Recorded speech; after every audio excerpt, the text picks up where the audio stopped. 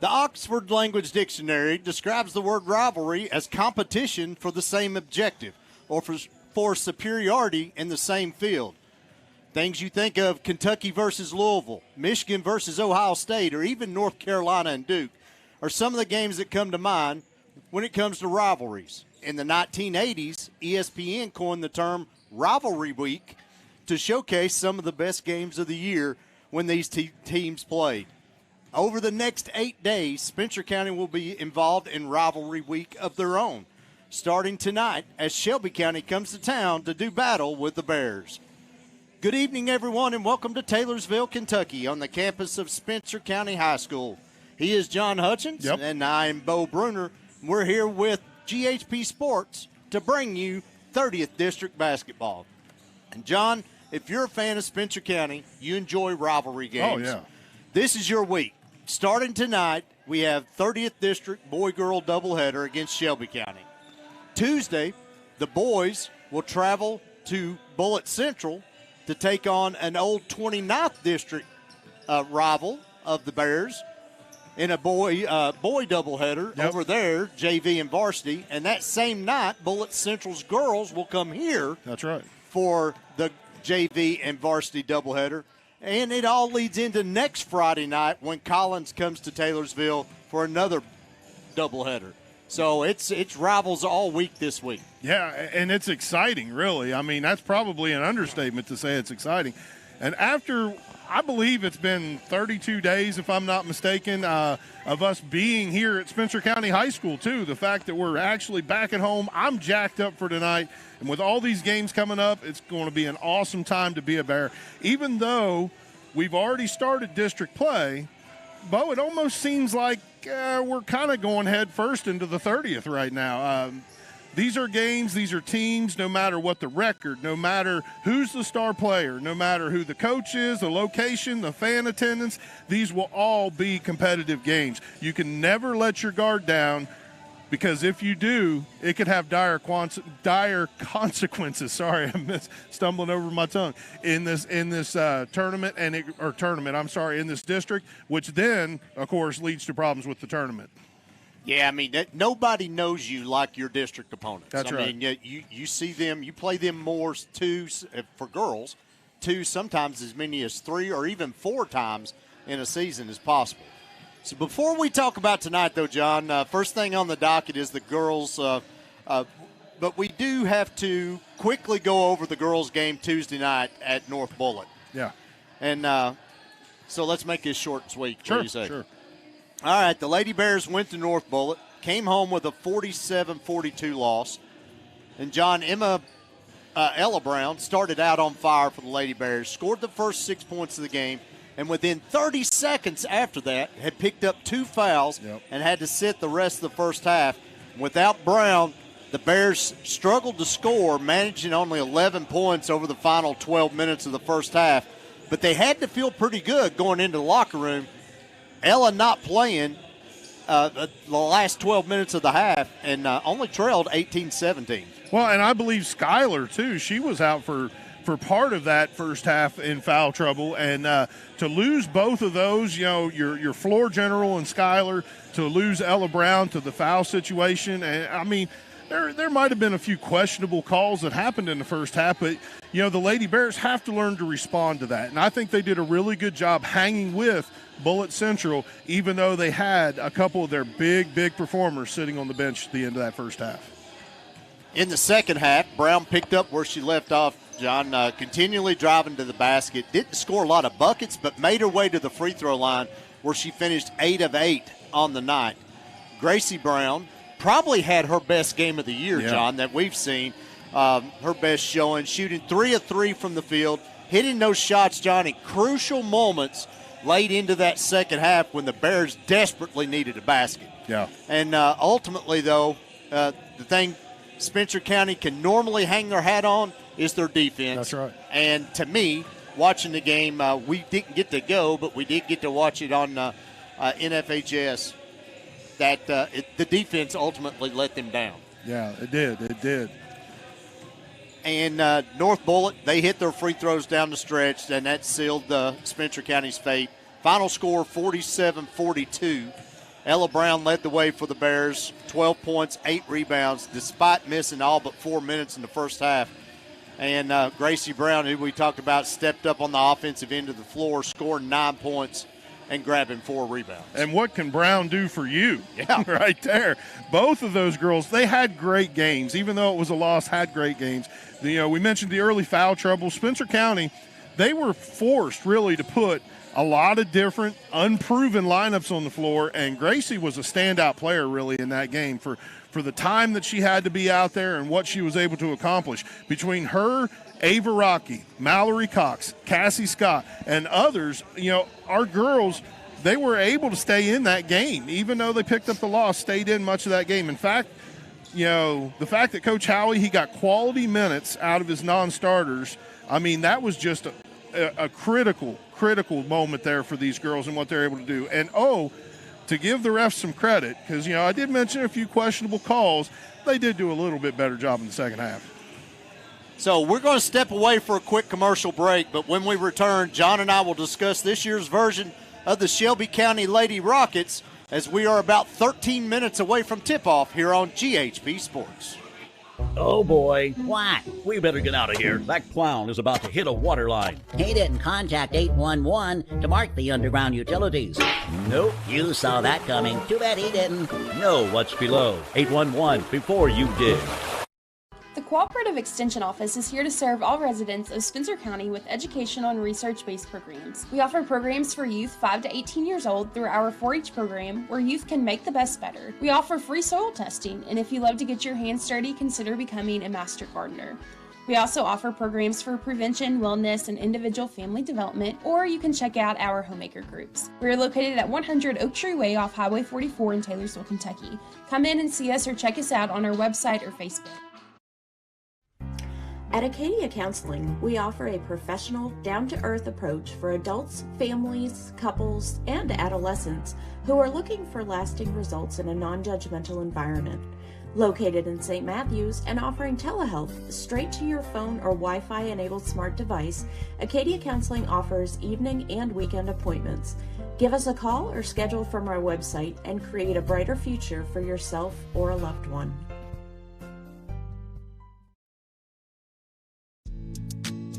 The People's Bank is proud to be a sponsor of the SCHS Bears. The People's Bank is an independent, local community bank dedicated to serving Spencer and surrounding counties. At the People's Bank, we are here to serve you with deposit accounts, mortgage loans, construction and land loans, as well as business and personal loans. The People's Bank is conveniently located with 2 locations, 23 West Main Street in historic downtown Taylorsville, and a branch at 5511 Taylorsville Road in Fisherville. Or you can visit us at our website, www.tpbtaylorsville.com. Banking excellence since 1903. The People's Bank, an equal housing lender, member FDIC. Welcome back to Spencer County High School. And, John, let's talk about these Lady Rockets. Sure. Spencer County and Shelby has played 39 times since February of 2002.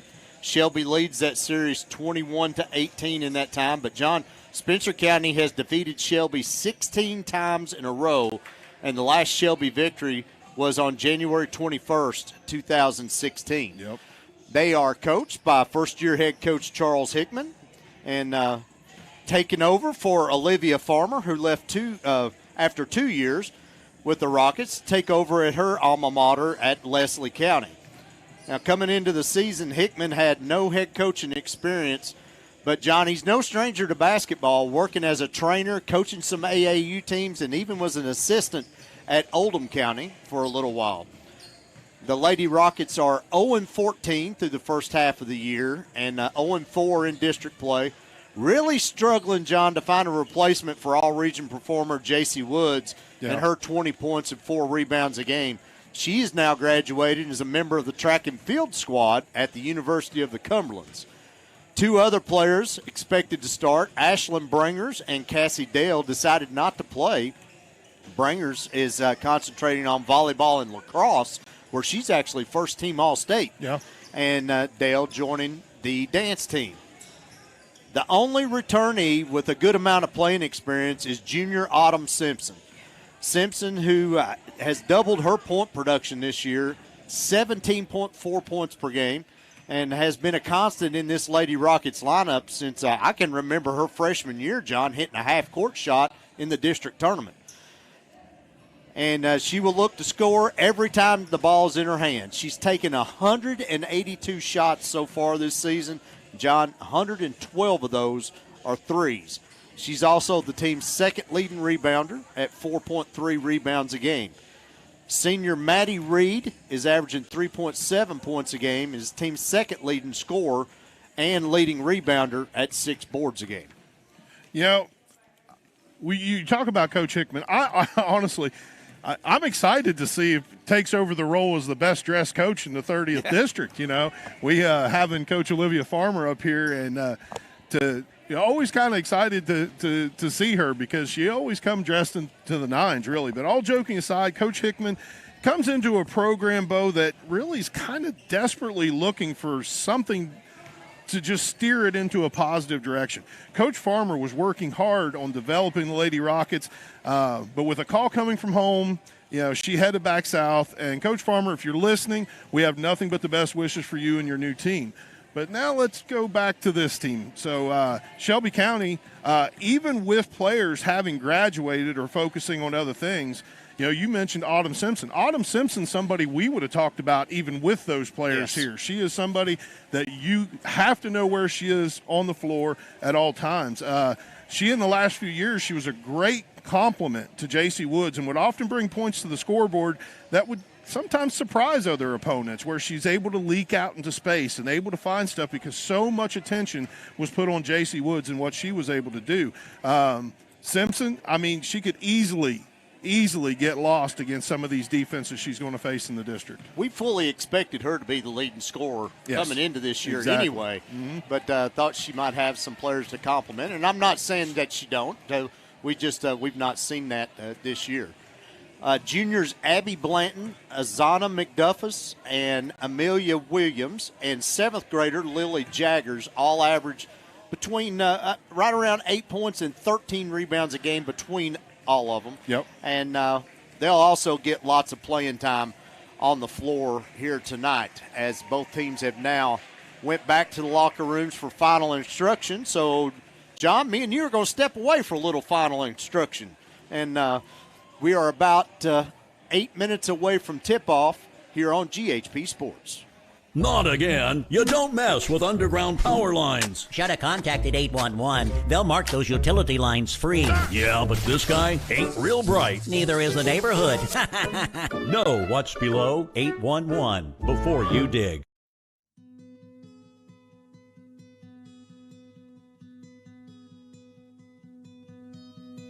When you look for a veterinarian for your four-legged friends, you want not only the best care, but also someone who loves your pets as much as you do. At Bourbon City Animal Hospital, we know your pets are family. That's why we treat you like you're a part of ours. Find us at 101 Buchanan Boulevard, Suite 1 in historic Bardstown, Kentucky, or on the web at bourboncityanimalhospital.com.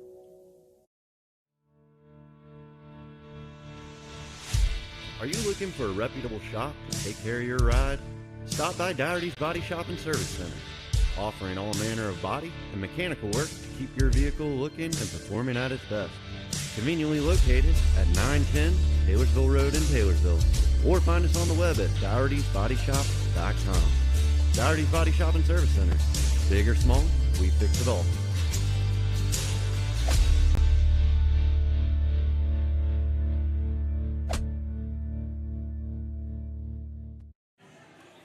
Welcome back to Spencer County High Schools. We get you set for Spencer County and Shelby County. And, John, I cut you off there at the end. Oh, no. I know you had a little comment there you wanted to say. I was trying to get us to a commercial break, but yeah, go ahead. Yeah, no, you had mentioned some of the new faces that we're going to see this year with the Shelby County Lady Rockets. And it's always fun to see some of these new faces. Having covered so many of these games on GHP Sports between schools, where Spencer's played Shelby or Collins or Anderson or Woodford. Yeah, it kind of, Bo, it feels like we're a little bit invested in those teams too. You get to know these kids and you get to see them grow up and get to see just their athletic ability shine. And so it really is kind of fun to see some of these girls out here tonight that we haven't seen on the floor for Shelby County, start learning about them and looking forward to their futures. John, this should be a game where Coach Howie, it's a good game for them to try to bounce back both offensively and defensively from the other night, their struggles they had from that bad loss. Shelby is only averaging 26.9 points per game and gives up 64 points per game. So look for Coach Howie to try some different things, both offensively and defensively. We have heard of a new starting lineup tonight. Yes, we have. That Coach Howie let us in on. But I look for him to really try several different lineups tonight. Yeah, and this is, at least we hope, a great opportunity to do just that, work on things. I don't care if you're coaching an undefeated team. Any coach who's worth their weight will always try to find ways to get their team to improve. They're always going to look for those miscues, those things that they need to improve on or to work on or to learn about. And Coach Howie's just like any other coach. He sees this stuff and then, to find those opportunities. These Lady Bears, you mentioned earlier, been playing great defense this season. But honestly, at times, Bo, they've struggled to score. And I imagine, given the chance, Coach Howie, he's going to work on a lot of different offensive sets and try some of those different offensive sets with a different mix of personnel. But let's not get ahead of ourselves. As I mentioned earlier, this still is a 30th district opponent, so you can never count a team out.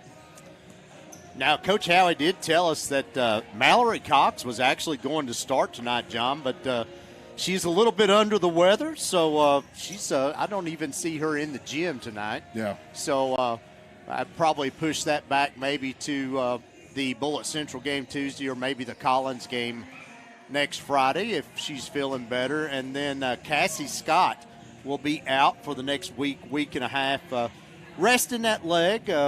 They said it's nothing serious. They are going to do an MRI to check it, but nothing serious. So wish Cassie the best and get her back on the floor. She has been an integral part coming off the bench for Coach Howie and the Bears. She has. And so it's someone, like we were talking about some of these new girls being here for Shelby County now and seeing them and learning about them from this point on.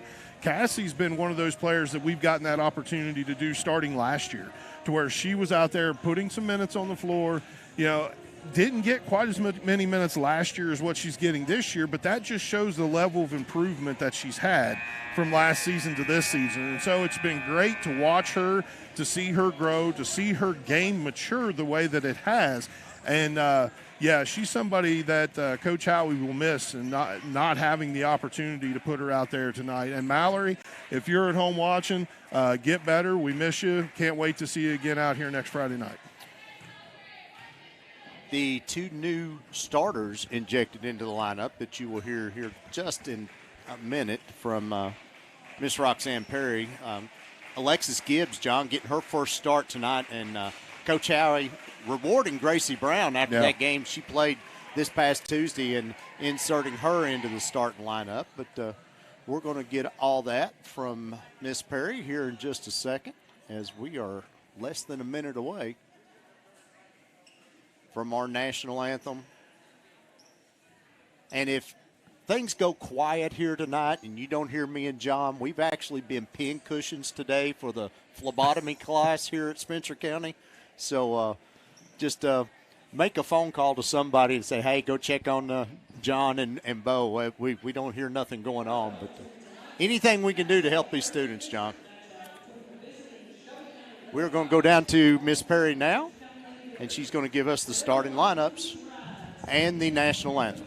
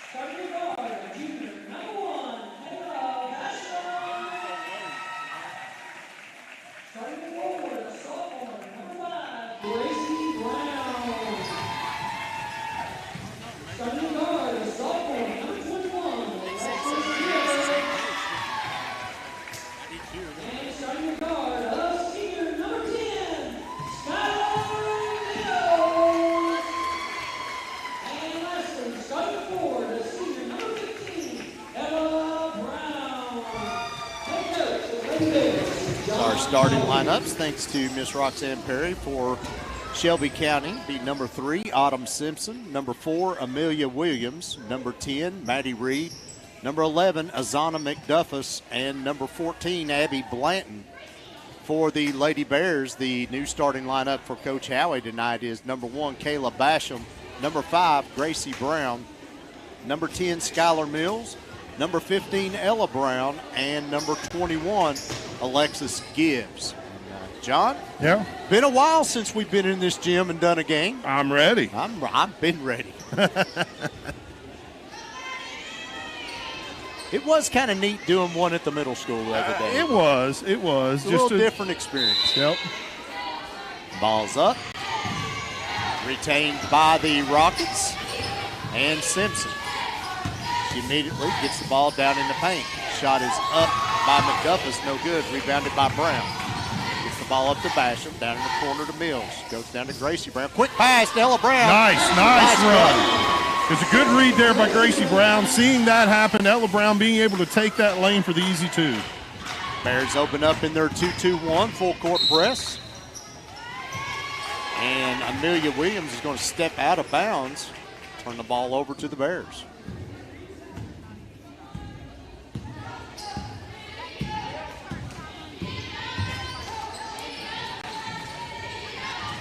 Rockets start out man-to-man. Brown from the right wing. Hits Basham, cut into the lane, misses the wide-open layup. Rebounded by Maddie Reed. Yeah, Kayla Basham open on that drive, Bo. I really think she was looking for contact, and it didn't happen. It just messed up her shot. Simpson gives it up to Reed. Go down low to McDuffus again, guarded by Gracie Brown. Forces his shot up, off the back iron, no good. Rebounded by Ella. Ella gets the ball out to Mills, quickly to Gibbs. Tries to go to the short corner to Ella. Throws it over her head out of bounds, turnover on the Bears.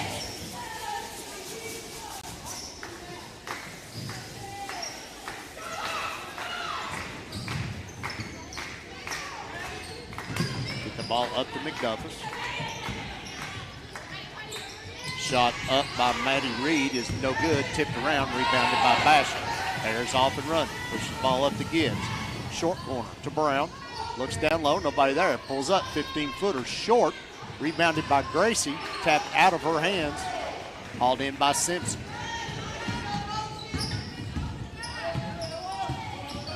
Simpson drives into the lane. Probably got fouled, John. No call there. Rebounded by Mills. Sloppy basketball starting out for both squads. Simpson drives the lane, up with the right hand. Shot's no good, rebounded by Gibbs. Bears running the other way. Don't have the numbers, smartly pulls it out. Gibbs drives. Not going to have a foul call. Rocky quickly up off the bench for the Bears. Spencer County showing what they want to do right off the bat, Bo. Offensively trying to attack as quick as they can before Shelby County gets really set up into much of a defense. Rocky's 3 is no good, rebounded by Reed. Reed being hounded by Skylar Mills. Tough whistle so far, John. Yeah. Letting them play.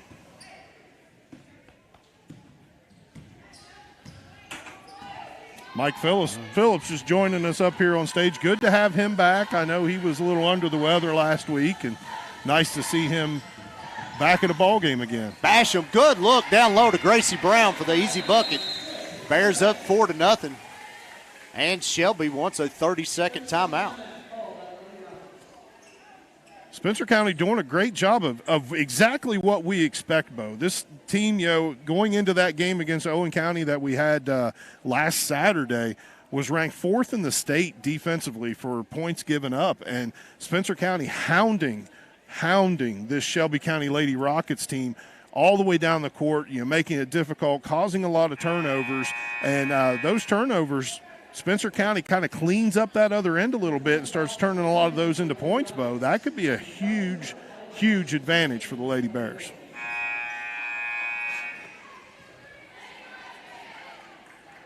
Basham, Rocky, Mills, Brown, and Holly Johnson is checked in for the Bears.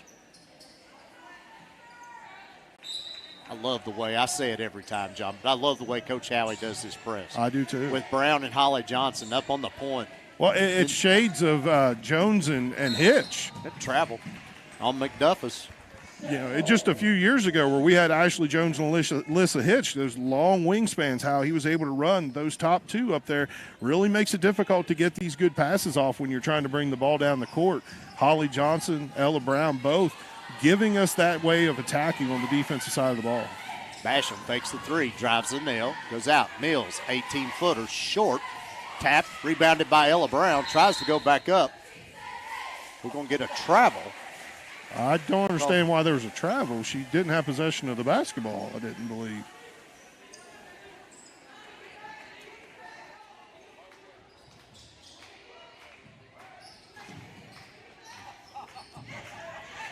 Simpson. Double teamed now by the Bears.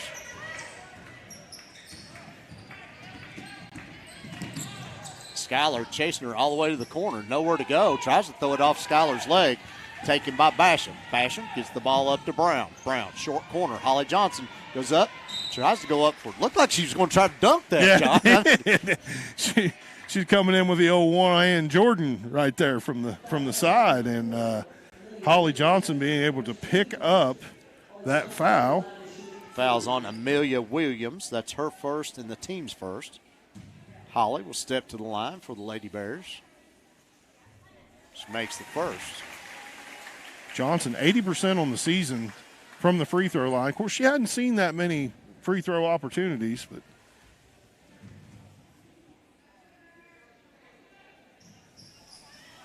misses the second. Bears lead by 5. Tapped out of bounds. It's going to stay with the Bears. Great job there by Ava Rocky, though. We talk about it all the time with the boys. Active hands. Get in those passing lanes. Get those deflections. Deflections don't always end up turning out your way, but there are times that they do. You have to be active with that and try to force these turnovers. They're giving that ball back to the Rockets. Bria Wilson, 8th graders, checked into the game for the Rockets. Simpson turns the ball over, picked up, stolen by Rocky. Rocky leads the break for the Bears, goes down low. Basham in the short corner. Nowhere to go, tries to bully her way in. Back out, Rocky for a wing three. That's no good, rebounded by Brown. Brown back up to Basham. She'll reset the offense for the Bears. Halfway through the first quarter.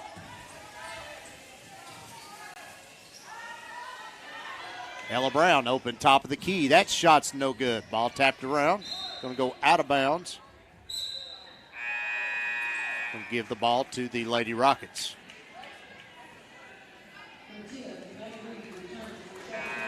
Maddie Reed checks back in for the Rockets, as does Gibbs for the Bears.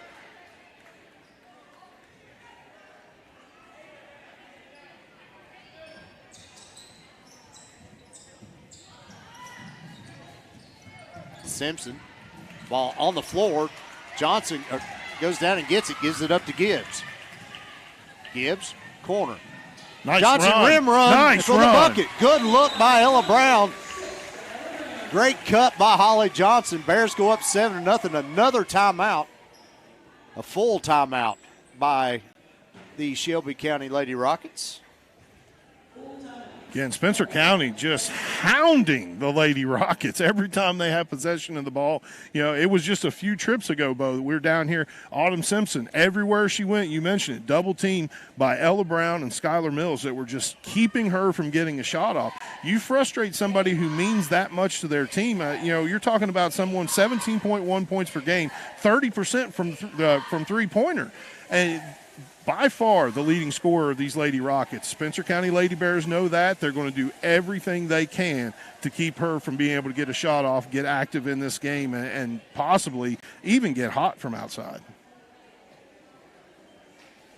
I know that's one Coach Howie told me a little bit ago. He said, we don't want her to take a shot. Yeah, that's right. That's right. And, so far, she's gotten a couple off, but they have been contested. That's Well, that's the difference of what we're seeing, too, from this Lady Rocket team this year compared to last year, year before. You had Autumn Simpson, who we mentioned, could leak out to that wing. She could slide out off to the side, not really get noticed a whole lot by defenses because J.C. Woods did such a great job of driving the lane. A lot of times they drive the lane, that defense collapses. Autumn Simpson was there to have that ball kicked out to her, and she had an easy open look. Now that she is the leading scorer for the Shelby County Lady Rockets, and she is the one that coach is looking at. Hands by Holly Johnson. She is going to pick up a lot of attention. Nice pull up there by Brown. Holly with the rebound. Gives it up to Mills. 15-footer. That's no good. Another rebound by Holly Johnson. Up and that's no good. Plenty of opportunities there for the Bears. Simpson is going to pick up a foul. I believe it's going to be on Ava Rocky. Her first, team's first.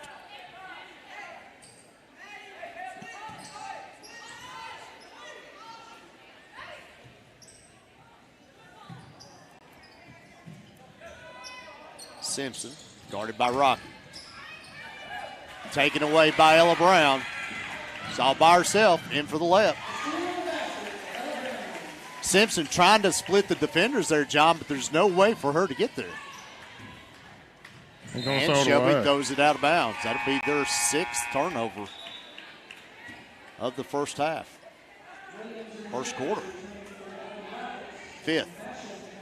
Lady Rockets really struggling this year, both in terms of turnovers, just possessions. You know, they get out rebounded. There's just so many things that these girls are struggling to be able to accomplish. And that's one thing about it, Bo. They do have a fairly young team. And the opportunity for these girls to grow, yeah, they're going to take some growing pains these first season or two, but the future's still bright at Shelby County. Another good look by Ella Brown. Gets it to Johnson for the deuce.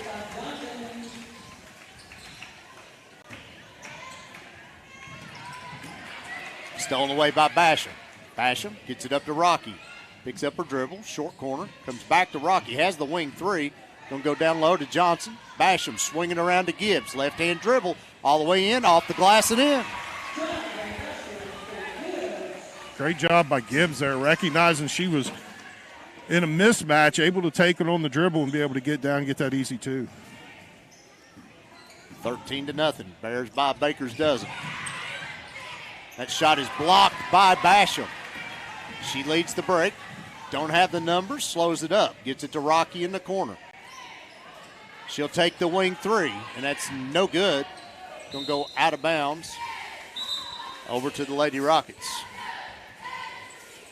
Gracie Brown, Lily Hughes coming in for Ella Brown and Holly Johnson. Give them a little bit of a break. A little bit smaller lineup here for Coach Howie as he's going to try to steal a few minutes of rest for those two girls with just a couple minutes left to go in the first quarter.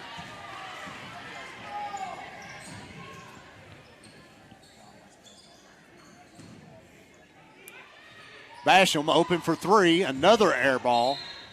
Go out of bounds back to the Rockets.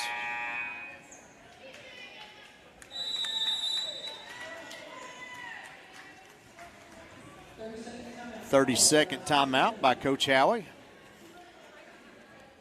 Third timeout taken in this first quarter, John.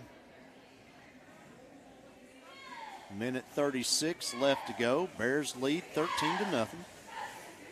Spencer County doing a pretty good job on the offensive side of the court, too. Seen a few disconjointed type plays, but, you know, right now, looking at Holly Johnson, 5 points. Ella Brown with 4, 2 for Alexis Gibbs, 2 for Gracie Brown. That'll round out the 13 points for the Lady Bears. And shooting 40% from the field right now, Bo. So other than the percentage of three-pointers, 0 of 4 from behind the arc, something that Coach Howie, I'm sure, is going to want to work on a little bit. You know, the Lady Bears are still doing a great job.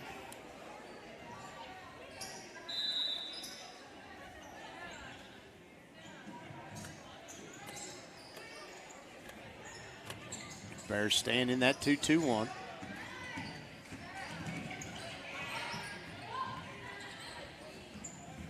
Simpson between the circles.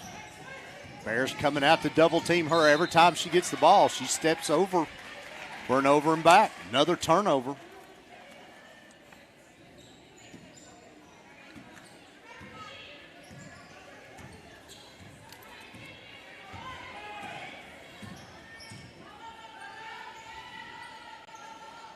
Shelby County switching over to a zone.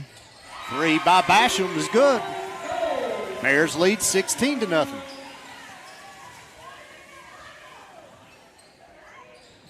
Go under a minute. Blanton gets the ball across, tries to drive all the way down, knocked out of bounds by Hughes. It'll stay with the Rockets.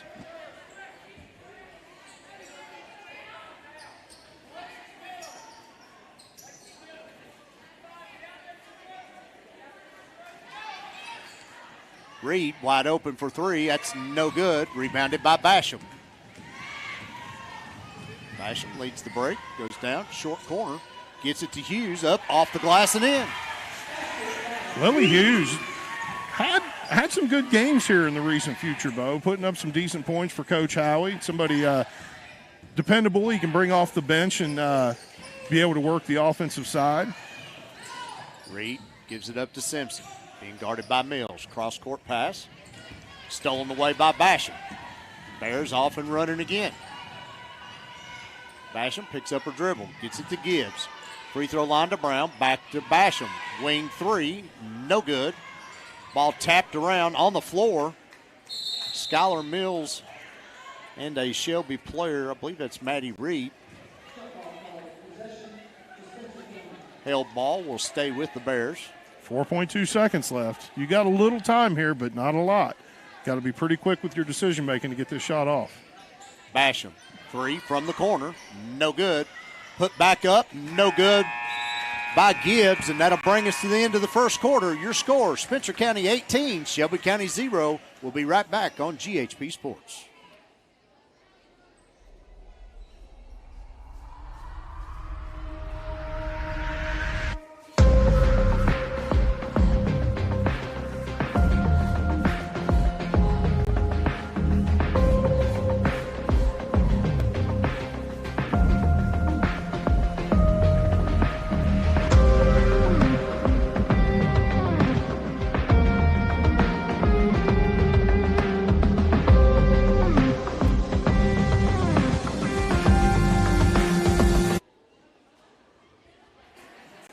Back at Spencer County High Schools, we get ready to start the second quarter. Spencer County leads Shelby County 18-0. Yeah, and I tell you, story of that first quarter so far, Bo, rebounds and turnovers. Spencer County leading the way with the rebounding 12-6, and then in the turnover category, having already forced 13 turnovers for the Lady Rockets to Spencer County's 4. And so this is something that's definitely something that's going to have to be worked on, and I'm sure Shelby County is going to be trying to find a way to protect that basketball, to be able to a little bit easier to get across the timeline and set up their offense. Shelby does get the ball first. Reed takes the ball inbounds. Bears switch over to a 1-3-1. Go down low to Blanton. Reed with the ball. Reed's number 10. Holly Johnson up off the glass with the left hand and in. 7th point scored by Holly Johnson right there in this game. My screen just went blank, John. There, it's back up.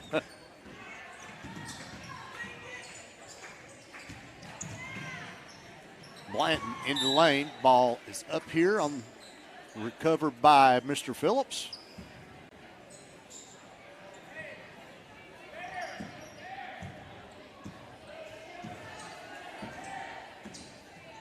I believe I'm updated now. Bo having a little bit of trouble with his stats. Brown, cross court to Ella. Ella drives the baseline, has the layup, doesn't take it. Bears swinging around. Top of the key 3 by Mills, no good. Holly Johnson rebound, back up, that's no good. Hauled in by the Rockets, and we're going to get a foul on Holly. Yep. It's going to be her first foul. Team's first.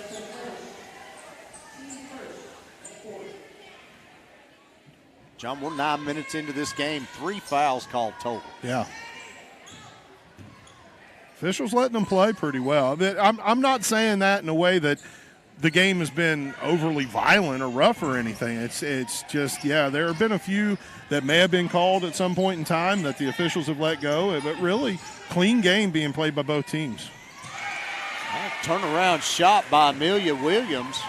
Scores the first bucket of the game. Johnson. Brown back to Johnson. In the right corner. Ball tapped away. Gets it to Ella. Ella dribbles out to Mills. She'll set the offense. Bears lead by 18. 2-3 zone now by the Rockets. Spencer County in no hurry here. Defender not coming out to guard the ball. Nice backdoor cut. Holly Johnson up and in. Gracie Brown. They played that high-low game there, John. Got both of them there on the elbow, and whichever one gets the ball, the other one cuts to the basket. We saw that the first possession of the game even between Gracie and Ella Brown. But Gracie doing a great job of seeing the floor, seeing these players cut down, and giving them the ball with a chance to pick up an easy two. Gracie down on the block. Cross-court pass. Hughes for three. That's no good. Rebounded by Brown. Ella tries to go back up. No good. Rebounded by the Rockets. Blanton comes out there with it. Goes three for Simpson. That's her first clean look, John, she's had. It's a clean look, but she was ways out there, Bo. It's awful hard to get off a very accurate shot from that far off.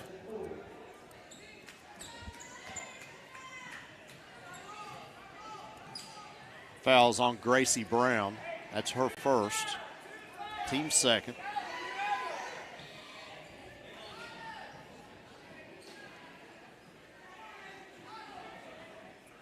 I believe we had. Try to get the ball inside to Aubrey Bosco. Yeah, couldn't retain possession of it, couldn't get her hands on it cleanly. Knocked it out of bounds. Be Spencer County Lady Bears ball.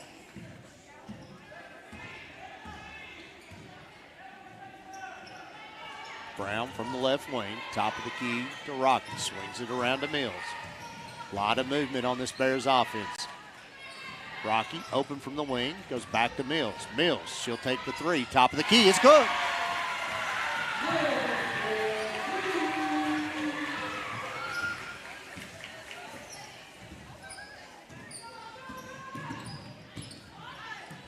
Simpson in, off the glass, it's good. Tries to get the steal. We're going to get a held ball to go to the Lady Bears.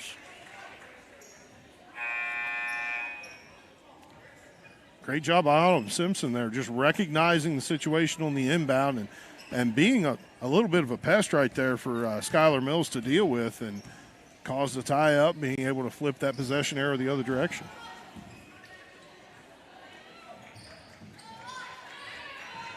Addison Mercer now in the game for the Bears.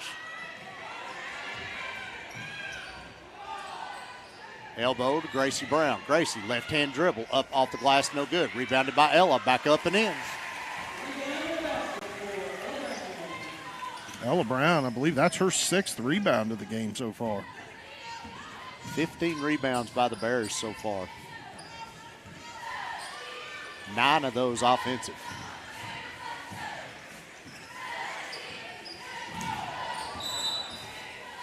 Yeah, we are going to have an offensive foul there on number one. Lane Bennington, the hard.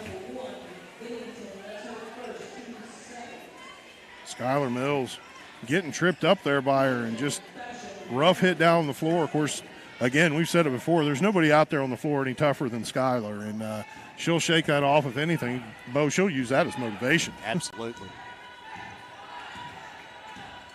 Little different lineup here, John. We got Kayla playing in the post. Gibbs will take a wing three. It's good. The Rockets went to this 2-3 zone, John, where they seen the Bears struggling shooting from outside in that first quarter, and since they rolled around to the second quarter, Bears have been hot.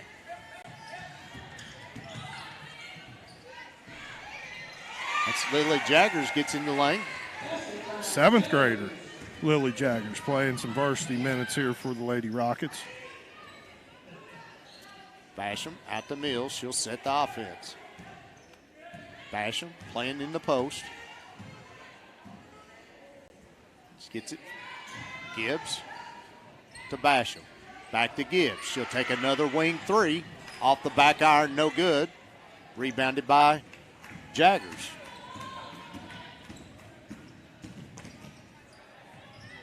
Jaggers picks up her dribble, throws up a wild shot, no good. Rebounded by Basham. Bears off and running. Short corner to Mills. Back up top. Gibbs. Right-hand dribble. Mills. Another three. It's good. 3 threes out of the last 4 shots, John. Yeah, which is nice. Coming into the second quarter, Spencer County was 0 of 4 from behind the arc.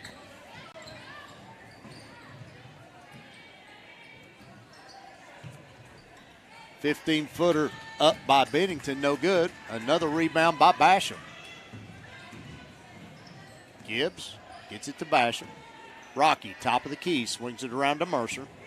Tries to go back to Rocky, nobody's there. It's taken away by Jaggers. Gives it up. Simpson open for 3, no good. Tapped around, rebounded by Rocky. 2 minutes left to go in the half. Mercer runs the floor off the glass, no good. Yeah, I had a hard time getting control of that pass, I think. Couldn't really get it anchored in her hands to be able to get off a good shot. Bears giving the Rockets fits, even coming up the floor. They're double teaming Simpson every time she gets the ball. Well, I mean, we'll call it what it is. You start digging into the stats of this Lady Rockets team, and we mentioned Autumn Simpson, big part of that team, 17.1 points per game. The next leading scorer for them, Maddie Reed, only averages 3.3 a game, and so big-time scoring threat for the Lady Rockets, and the Bears are doing a great job of neutralizing that. Basham in the corner. Rocky open for 3. It's good. Bears now 5 of 14 in the first half, John, but 4 of their last 5. Yeah, that actually bumped them 36% based off of what's been going on here in the second quarter. Bennington being hounded by Rocky. Try to get the ball down low. It's on the floor. Brown goes down to get it. Gets the ball out to Basham. We're going to get her for a travel. Yeah, that's a good call. Ella able to get possession of that right there, but just Bo as she rolled. That rolling alone is going to be bringing her a traveling call, and Shelby County will keep the ball down on this end of the court. 6th turnover on the Lady Bears.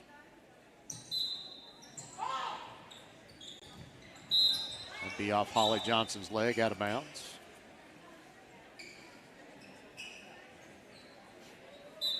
Bennington will trigger in again.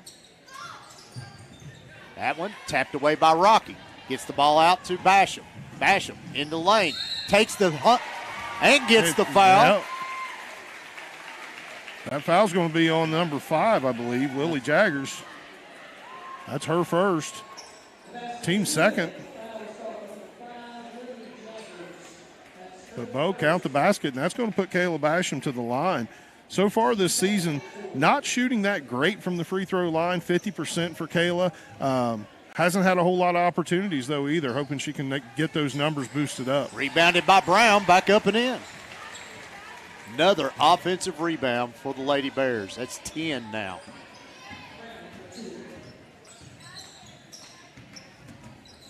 Jaggers, guarded by Rocky.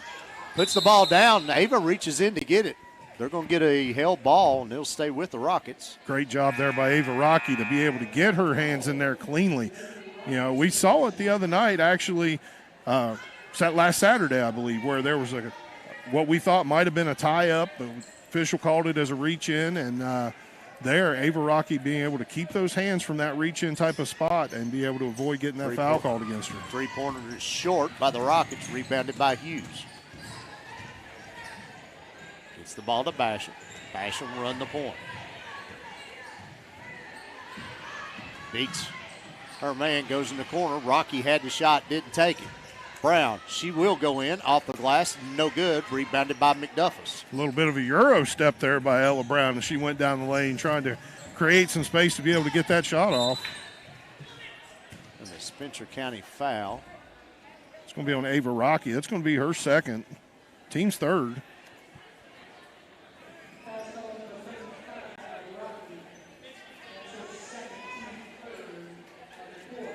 Ava Rocky, integral part of this team over the last few weeks for the Lady Bears, and getting a lot of good minutes from her, both from the starting lineup and even tonight coming off of the bench for Coach Howie. Good communication amongst the Bears there on that inbounds. Ball's off Williams' leg. Another player brings it down, and the Bears just reach in and get it. Good defensive play there by Hughes. Held ball will go over to the Bears. 11 seconds left to go. Got a little bit of time here to be able to try to set something up. Spencer County needs to see what they can do. We've had a lot of success on the inside, but also, Bo, those inside type of possessions can create shots on the outside. Basham. Bears got to go. Basham, wing three. It's good. Now take us to the end of the first half. Your score, Spencer County 43, Shelby County 6. We're going to go down to Morgan as she grabs Coach Howie going into the locker room. Morgan? Great defense. What are your thoughts on the first half? Yeah, real proud of them. We lost Autumn a few times, and we're trying to work on a few things. We had to do some different offense and defense. We're hitting some shots. Looks a lot better when the ball goes in. But we did let them get free. So it's good for us to having to realize where their players are coming across half court a little sooner. So thanks, Coach. Thank you, Morgan. Appreciate it. Thank you, Morgan and Coach Howie. And John and I are going to step away for a couple minutes. Your score at the half, Spencer County 43, Shelby County 6. We'll be back here on GHP Sports. Dryer Vent Squad of Louisville reminds you that clogged or restricted dryer vents are the primary cause of dryer vent fires. Have your dryer exhaust vents inspected and cleaned by a professional at least once a year. Presented by the Dryer Vent Squad of Louisville. Dryer vent cleaning, rerouting, and repairing. Stay safe, save money, and time. 502-712-0333. DryerVentSquad.com. Dryer Vent Squad, we get the lint out. Country Mart in Taylorsville has the finest selection of freshly butchered meats, produce, and all of the other ingredients to make your mealtime a victory. If you're running short on time or just don't feel like cooking, Country Mart is the only place in Taylorsville to get delicious Champs chicken. Dine in or take it to go. Your family will love it. Make sure to use your Country Mart card to save on food and earn points at the pump. Country Mart, your local grocery, proudly serving Taylorsville and all of Spencer County for over 50 years. What a tool! He could hit a gas line. Wait, he's contacting 811. They'll mark the underground utilities free. Turns out he is smarter than he looks. Know what's below 811 before you dig. Back at Spencer County High School, and John, we went over a few stats here. Have a little something to talk about here at the half. Spencer County leads Shelby County 43-6. John, I was just telling Justin here beside me, Spencer County is averaging 43.8 points per game. They scored 43 in the first half. Yeah, a great job on the offensive side of the floor, especially in that second quarter. Spencer County, we talked about it during that, picked up their game a little bit from the outside, hitting 6 3-pointers just in that second quarter alone to get them to where they're now shooting 40% from behind the arc. And you really can't ask for much better. You know, we had mentioned just how good Spencer County's defense has been, and, I mean, it's been stellar tonight, actually, and what they've been able to do, shutting down these Lady Rockets and what type of offensive threat that they are. But still, you're looking at this like where Coach Howie, having that kind of a defense, has had a team that struggled to put points on the board from time to time, and not so much tonight. Really quite a few different girls here with the Lady Bears that are tallying up some good marks in the old scorebook. Yeah, I'm terrible about mentioning sponsors. I do want to mention Up Top Awards and Apparel. They have sponsored our halftime show here, but we do thank them. Great place to get stuff. I know the schools use them a lot for different things, fundraisers. Well, I believe that's where you and I even got our blackout shirts for football this year for homecoming. I believe it was. Yeah, so I believe it was. And you know, great quality products come from there. I love that shirt. I even wear that shirt. You know, at least once a week usually have that shirt. So if you want to check something out, be able to get some of your Spencer County fan wear, check out Up Top Apparel. Without talking about individual stuff here, John, 3 things that stood out to me in the first – actually 4 things that stood out to me in the first half. looking at these stats, Shelby County 22 turnovers. Yes. In the first half and 0 offensive rebounds. Yeah, the 22 turnovers is that you can't overcome that. Not when Spencer County only has 6. And so for Spencer County to be plus 16 in the turnover column against this team, and then the rebounding, when you look at that, Spencer County 20 rebounds total, 11 rebounds for the Lady Rockets. But Bo, you mentioned offensive rebounds for the Bears, 10 offensive rebounds. That was my third point. Is there 10 offensive rebounds? And so, you look at those turnover margin, the plus 16 and the turnover margin. Look at those offensive rebounds. Spencer County Lady Bears just getting phenomenal opportunities at second chance opportunities. That's that's huge when you look. We got my fourth one was the 3-point shooting in the second quarter. Spencer County started this game out 1 of 8 from 3, finished 5 of 7 in that second quarter, and just really lit it up. Had 18 points at the end of the first quarter, 25 in the second. Yeah, unreal. And you start looking, across the board at these stats now, these team stats for these Lady Bears and the Lady Rockets. I mean, Lady Bears 47% from the field to 23% from the Lady Rockets. And you got to consider that fact, that 23%, it's not a high number from the field, but when you look at the fact that they've only scored 6 points in this game, it just shows a lack of opportunity as much as anything else for these Lady Rockets. And that's where those turnovers, those offensive rebounds have, done positive things for the Lady Bears. But there's only been 4 different three-pointers put up by the Lady Rockets. They weren't able to hit any of those. They have not even made an attempt at a free throw. 11 total rebounds, all those coming from the defensive side. 22 turnovers. They have 2 steals. And it's just a lot of things not going quite the way the Lady Rockets would like to see it. Now, Spencer County, on the other hand, as you mentioned, Bo, 6 of 15 from three-pointer. That's 40%. Shooting 47% total from the field. From the free throw line, they're 1 of 3, 33% there. 20 rebounds, and it's an even split, 10-10, offensive and defensive for the Bears. Coach Howie has to be happy about that. 8 assists, only the 6 turnovers, 13 steals that they've had against this Lady Rocket team, along with 4 blocks to go with it. So the Lady Bears, as I was saying earlier, Bo, we haven't got to the individual stats yet, but really a lot of players are just lighting up that scorebook. You ask what does 22 turnovers by one team and 10 offensive rebounds do for the other? Spencer County got up 38 shots in that first half, 13 for Shelby. That's right. 25 more shots. Yeah, and so that percentage from Shelby County isn't – I mean, it's not good, but it's not awful. But the only reason it's even at 23% is they're just not getting those possessions. They're not getting those opportunities. Really only had 1 or 2 good looks at the basket. The rest of them has been highly contested by this Bears defense. So we're going to take one more quick break. When we come back, we'll go over some individual stuff. Again, your score here at the half, Spencer County 43, Shelby County 6. We'll be right back on GHP Sports. Are you looking for a reputable shop to take care of your ride? Stop by Dougherty's Body Shop and Service Center, offering all manner of body and mechanical work to keep your vehicle looking and performing at its best. Conveniently located at 910 Taylorsville Road in Taylorsville, or find us on the web at Dougherty'sBodyShop.com. Dougherty's Body Shop and Service Center.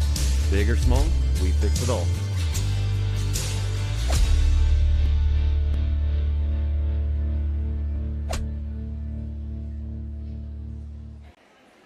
Welcome back to Spencer County High School. Spencer County leads Shelby County 43-6. And John, we can look at some individual stuff here. First for Shelby County, Autumn Simpson, Amelia Williams, and Lily Jaggers all with 2 points, and that is the scoring for the Lady Rockets. As for Spencer County, Holly Johnson leads the way for the Lady Bears with 9 points. Kayla Basham and Ella Brown each have 8. Other scores in the first half, Lily Hughes with 2. Skylar Mills with 6. Alexis Gibbs with 5. Gracie Brown with 2. And Ava Rocky with 3. So Ella Brown in that first half, John, also 7 rebounds, 5 of those on the offensive end of the floor. Yeah, it's such a great job of attacking the glass and getting that chance to get those second chance points that mean so much to the Lady Bears and what they're able to do. You know, these are things that Coach Howie's been working on the entire season, things that he's been trying to get these girls to work on, to think about, to try to focus on in these games. And so far tonight, great opportunity to do that, and it's a great opportunity to do that with multiple lineups on the floor, too, for Coach Howie. As we mentioned in the pregame, Cassie Scott not available tonight. Also, Mallory Cox not available tonight. So not seeing everybody that Spencer County could have potentially be able to put on the floor tonight, but Coach Howie's still mixing it up a lot, seeing some different things. You know, I believe first time we've seen Kayla Basham play in the post at all this year, where she was out there in that position on the floor. But so far, bench players doing a great job for Coach Howie and giving him this opportunity to work some different things. And look to see more of that here in the second half. And just, you know, Coach Howie not going to tip his cards necessarily with everything that he has in the playbook, but definitely might try to see if he can get some different schemes done working with these girls and just trying to improve that offensive aspect of their game. Other scores from around the district right now. Anderson County leads Collins 42-4. I believe that game is at halftime, much like this one. And then future opponent for these Lady Bears, and I think it's going to be one of the teams that's going to be a tough out come district and region time, is South Oldham. South leads Oldham County 30-11. As we start the second half, Shelby County gets the ball first. Williams gets the ball to Blanton. Blanton guarded by Brown. Bears in man-to-man.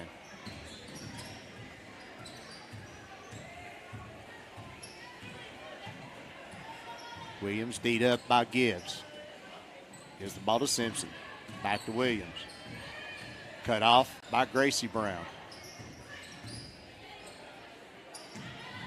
Finally give the ball to Williams. Now the double team. Oh, good rotation there. Kayla Basham taps it away. Gets the steal to Ella Brown up off the glass and in. All that started with Kayla Basham down there on the other end, John. That's just waiting on that pass. Tapped it away. Bears now lead by 39 as we are in the running clock. Thrown into the backcourt. Be over and back.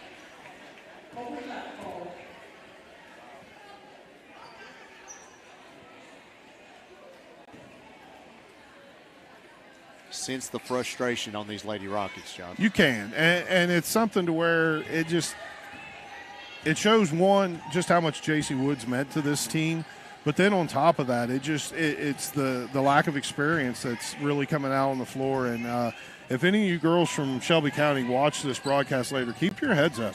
You know, everybody starts somewhere. Everybody's working from some point. Just continue to try to work to get your game better. Gibbs another wing three, and the Lady Bears stay hot. Alexis Gibbs, 8 points already in this game. Again, started for the Lady Bears tonight. McDuffus up over Brown. We're going to get a foul called on Ella. That's going to be Ella's first foul, team's first.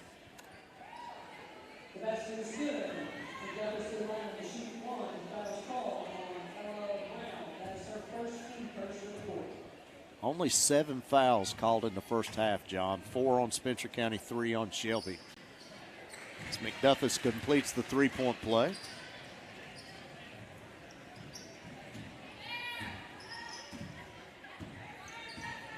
Second half will go quick, so those of you waiting on the boys game, it's going to come a little quicker than we thought. Gibbs had the three, didn't take it. Goes up, shot's no good. Ball tapped around, chased down by Brown. Gets it back up. Mills, Basham, she'll take the three. That's no good. Rebounded by Simpson. Simpson, tapped from behind by Mills, stolen away. Gives the ball up to Gibbs. Gibbs crosses the timeline to Basham. Wow, she had a player down on the other end of the court for Shelby County. Trying to get a good look. I believe that's Maddie Reed.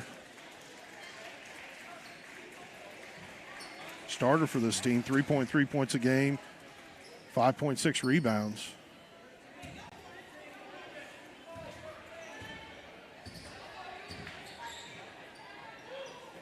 Basham in the corner. Nice up and under there by Ella Brown. Uses the backboard as a friend there, John. Yeah, 12 points now for Ella Brown. Tap stolen away by Gibbs. In for the layup. No good. Rebounded by Mills. Gives it up to Brown. She's fouled. The shot is no good, but she will go to the line for 2. Foul on Amelia Williams. That's her second foul. Team's first. Ella Brown going to step up to the free throw line. Ella, so far on the season, shooting 75.6% from the line. You mentioned, I believe it was a couple games ago. I didn't mean to jinx her. I shouldn't have said anything. But you mentioned it a couple games ago, just how much that aspect of Ella Brown's game has improved throughout this year compared to last year, something that a lot of these Lady Bears struggled with last year. Ella was 8 of 8 at North Bullitt earlier this week.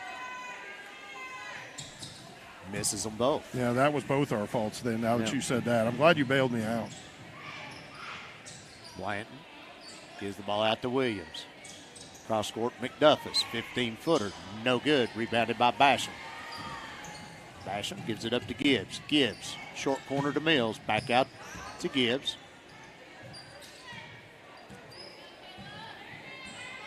Basham resets the offense.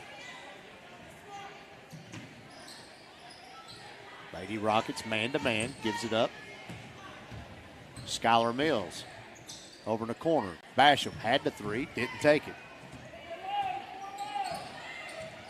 It's a good opportunity right here, John, for the Bears to work on different things, try to get some consistency with this offense. Mills up with the left hand, no good, goes down the floor, gets her own rebound. They're going to call a held ball. We'll stay with the Lady Bears. Hughes and Rocky check back in for Basham and Brown.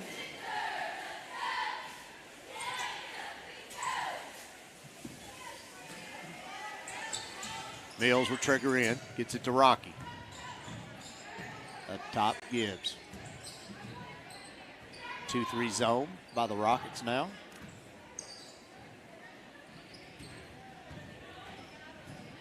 Something we've seen, John, against Owen County earlier, the spacing, how that has improved with these Lady Bears. It really has. Early in the season, which obviously we know early in the season, a lot of times you'll see things that need addressed, need worked on. That's the point. And Coach Howley doing a great job, he and his staff, at just really trying to get these girls to learn how to stay apart, how to be away from each other, to force defenses to spread out on them a little bit better. And like you said, Bo, spacing just a big deal, and they're doing a great job of it.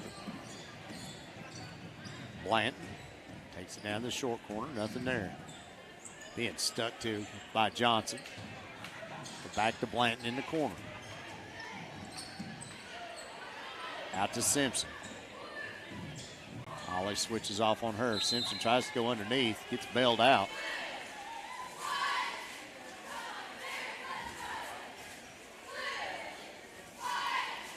I'm going to call that foul on Skylar Mills. That's her first foul. Team second. And you alluded to this a little bit earlier, but really not a lot of fouls called at all in this game. 4 total fouls have been called against Shelby County, and then 6 total fouls called against Spencer County. I mean, just an incredible job by these girls, to be able to play within themselves. And also, I'll tip my hat a little bit to the officials in allowing them to go out there and play the game. And there are times officials can be a little bit too whistle happy. Really affects the pace, affects the play of the athlete. And tonight, I mean, no complaints really. The officials are doing a great job, making some good calls, and letting the girls play basketball. Mercer back in for the Lady Bears.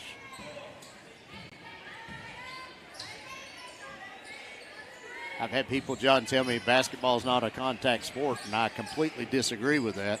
They say, no, football's contact. And I said, no, football's collision. Basketball is contact. I like that. Ball tapped away by McDuffus. Goes down, up with the left hand. Blocked by Johnson. Oh! Gives the ball up to Rocky. Back to Mills.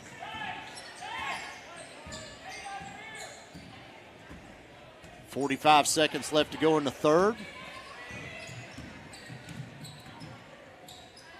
Mills gives it up to Rocky in the corner. Dribbles back out, guarded by Williams. Across to Hughes.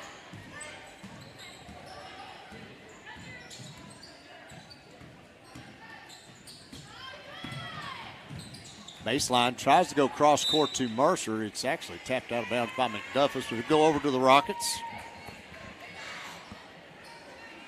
This running clock, we're now down under 10 seconds.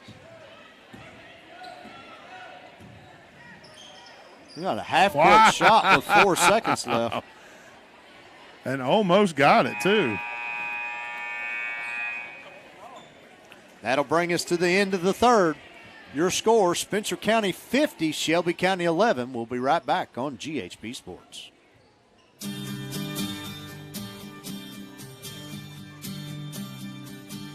Curious what your home is worth? Visit brownrealty.com. Brown Realty, serving Spencer County and beyond for nearly 20 years. Brown Realty, your local realty.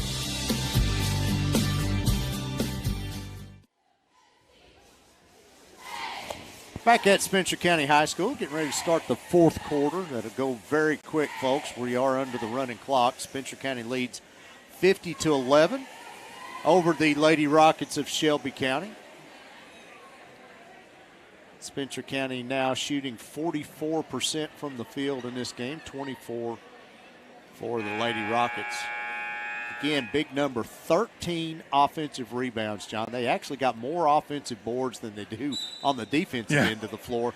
But a lot of that is attributed to the 27 turnovers and just so few shots taken by the Lady Rockets. It's hard to get defensive rebounds if there's not shots put up against you. So the Lady Bears still doing a great job on the glass tonight, protecting possessions, being able to get those second chance opportunities. I mean, so far, rebounding alone, Spencer County leading the way 24-14 after 3. And then turnovers, you mentioned that, just how crucial that's been between these two teams. Shelby County, 27 turnovers to 7 for Spencer County.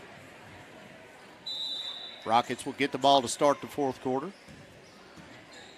Bears with Rocky Hughes, Mills, Gracie Brown, and Addison Mercer on the floor. McDuffis guarded by Brown. Turnaround jumper. Good little move there by McDuffis. It's no good. Rebounded by Hughes. Great job by Gracie Brown, just standing her ground right there and not giving that up, being able to slide down, stay in front of her, and making that a difficult shot.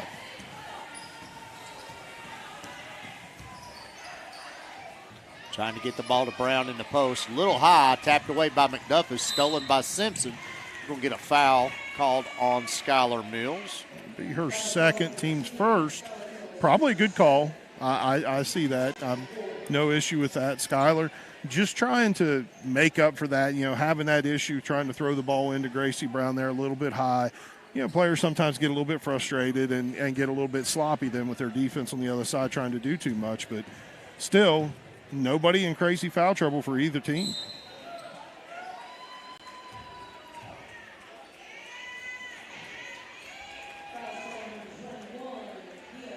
Gibbs going to pick up a foul. Williams trying to cut to the basket. And that's her Alexis first. Had her hands on her. Her first, team second. Williams again up off the glass and in. Gym's starting to fill up, John. Yeah, I figured it would, and it's been gradually rolling in throughout the duration of this girls' game. Of course, after this, we will have the Spencer County boys with the Shelby County Rockets with our to finish out our doubleheader for tonight, and should be an exciting game. Gibbs, 18-footer, no good. Rebound by Taylor Casey. Williams gives it up to McDuffis. Elbow jumper, no good. Rebounded by Brown. Brown, Basham, short corner to Gracie. Gives it down to Ella, up off the glass and in. They use that better than any high school team I've ever watched. Ella just difficult to stop, too. Got an official timeout. Got a shoe untied, I believe. Gracie Brown getting her shoe. Appreciate that, Mr. Official. Double-double now for Ella Brown, 12 points, 10 rebounds. I want to take this opportunity before the clock runs out on us here, Bo, to remind everyone, stay with us. We will have the Middletown Fence Company Player of the Game as well as the Kelly Hubbock coaches interview. Probably will be a little bit abbreviated between the two of them, as in we will only have the time between the two games in order to wrap up the Lady Bears, but then also to bring you the opening information and a pregame show for the Bears versus the Rockets here after this one.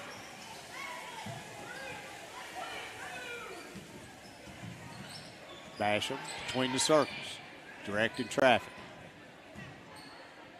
Gives the ball up to Mills. Mills from the right wing.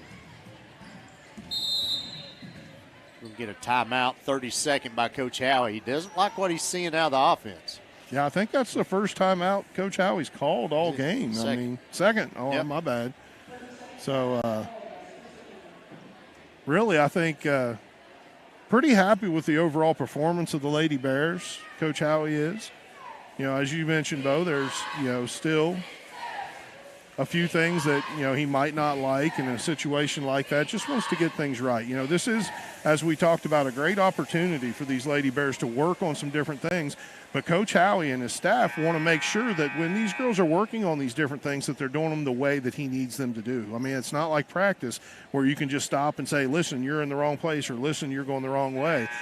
Coach Howie taking that time out, making sure his girls are set, understand what he wants to see out of them, and great opportunity to work this angle and to work these different things in live game play. Two games I was talking about earlier. In the third quarter, Anderson County leads Collins 57-9. Also in the third quarter, South Oldham leads Oldham County 45-14. Top of the key three. No good by Basham. Rebounded by Jaggers. Jaggers pushes it up, gets it to Simpson. Again, Bears double teaming her as soon as she crosses half court. Gives it up to Jaggers.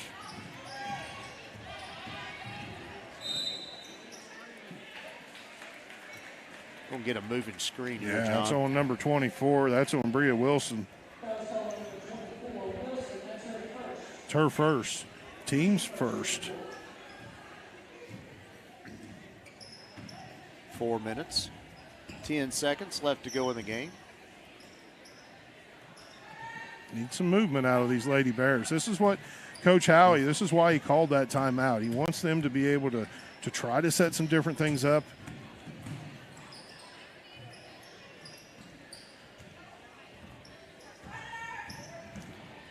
Oh, nice spin move.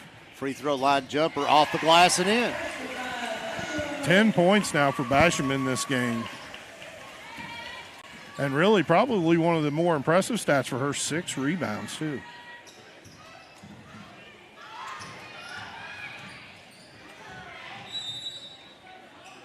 Timeout, Shelby County.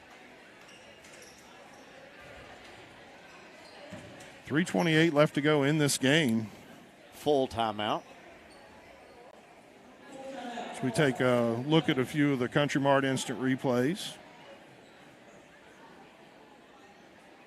Caleb Basham coming in, and just a little kiss off the backboard. The bank's open. The bank is always open.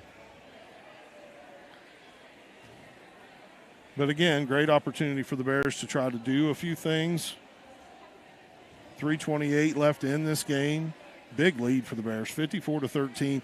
Did have a text message just a little bit ago, Bo, where I was asked, and I really don't know, and I don't figure we would have time to look, but just what it would be the largest margin of victory the Lady Bears have ever had in a game. So that would be a Coach Howie question. He's got records that go back a lot farther than KHSAA does. I will say that, of course, we have another game coming up Tuesday night in this gym with the Lady Bears, and maybe might take the opportunity and, if got time, kind of dig into that a little bit. And maybe I could have what it is back to about 1999-ish, somewhere in that range. That wouldn't be hard to look up. It's just the question of the overall. About that point in time is where the magic of the internet happened and all this stuff got put online. And but before that, Spencer County, Taken away by Rocky. Any of their records are going to have to come from Coach Allen.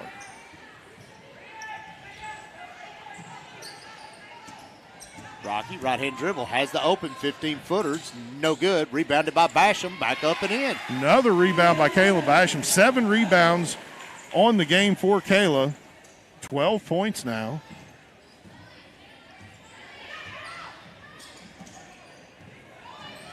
Simpson.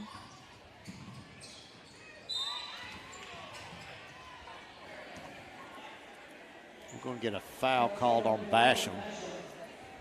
That'd be her first. Team's third.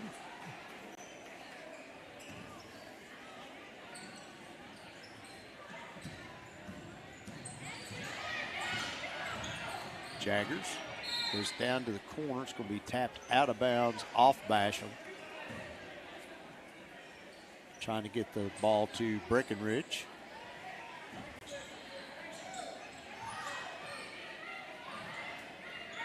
Stolen away by Johnson. And I think she's going to are they calling the foul on her? They are. Wow. A little bit of a late whistle, I'd have thought there, after Holly already had possession, went probably a good 10 feet up the floor before that whistle was even blown. If anything, I thought there was a little contact on the inside of the body. But Holly Johnson going to pick up her second foul, team's fourth. Ball bounced around, taken in by Gibbs. Gibbs picks up her dribble, goes out to Hughes. Hughes guarded by Reed. Turns the ball over. Simpson running the other way. Ava Rocky on her. 3. That's a long 3 put up by Simpson. Rebounded by Mercer. Mercer gives it up to Holly Johnson. She's not used to bringing the ball up the floor, John. Yeah. Autumn Simpson, as we mentioned earlier in the game, averaging 17.1 points per game tonight. Spencer County held her so far to only 4 points. 1 of 7 from the field for Simpson. Mercer open for a wing 3. It's no good. Ball goes down on the floor.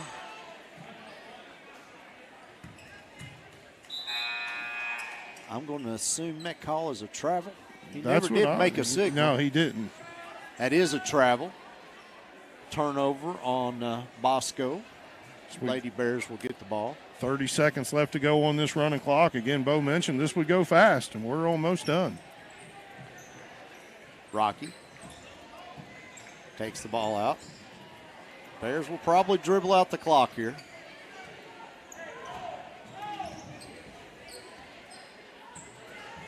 Coach Howie telling his point guard to hold. Of course, being pestered a little bit. Yeah, she's going to have to get rid of it or get the 5-second call. Johnson picks up her dribble, cross court to Hughes. She'll hold it, and that'll be the final buzzer. Your score, Spencer County 56, Shelby County 13. We are going to cut away to a quick commercial break and let John and I get some stats together, and we'll be right back on GHP Sports.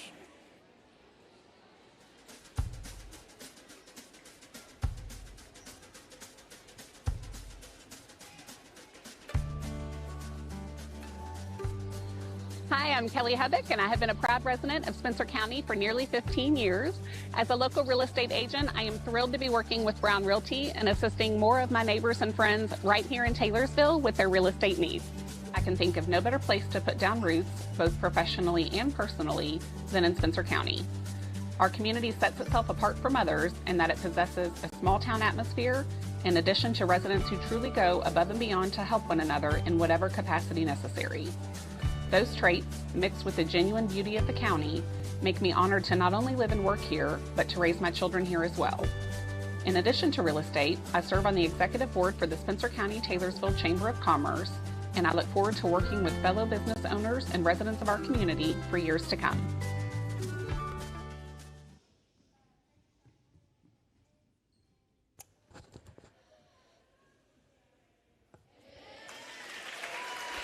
Back here at Spencer County High School.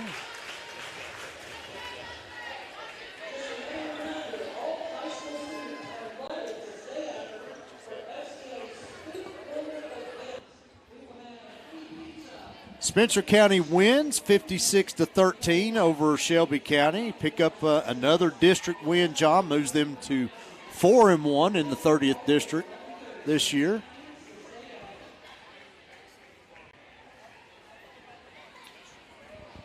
We are about 22 minutes away from tip on the boys' game. But, John, we'll go over some quick stats here.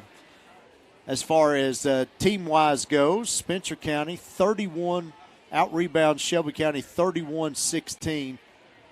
14 offensive rebounds for the Lady Bears tonight, 0 for the Lady Rockets. Spencer County with only 9 turnovers, 30 turnovers on the Lady Rockets tonight. Spencer County finished the game 24 of 55 for 44%, 7 of 20 from three-point range at 35%, but just 1 of 5 from the free throw line. That's Coach Howie will find something to harp about there. Yeah, and as we were talking about earlier, of course, this is the type of thing where Coach Howie needs to find something to be able to work with off of that and to see if he could gain anything to help these girls in the future. Sometimes it can be pretty difficult to be able to see those things that you need to work on in some of these games where it is such a big blowout. But Spencer County still, of course, they did have a few hiccups in some places. The 9 turnovers come to mind. The fact that ball was stolen 5 different times. There are things that they can still do, trying to learn to get better at protecting the basketball and giving themselves better scoring opportunities. Even though we did well on that end of the floor, compared to what they've done through most of the season, Bo, it's still Coach Howie still looking to make sure he can get a team out there that can put some points on the board.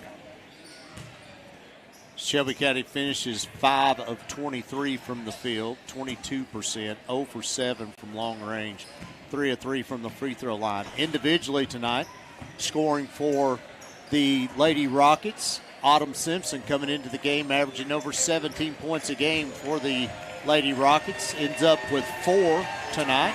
Amelia Williams with 4, Lily Jaggers with 2, Azana McDuffus with 3. That is your scoring for the Lady Rockets. For Spencer County, Holly Johnson with 9 points, Kayla Basham with 12, Lily Hughes 2, Skylar Mills 6, Ella Brown 14, Alexis Gibbs 8, Gracie Brown 2, and Ava Rocky with 3.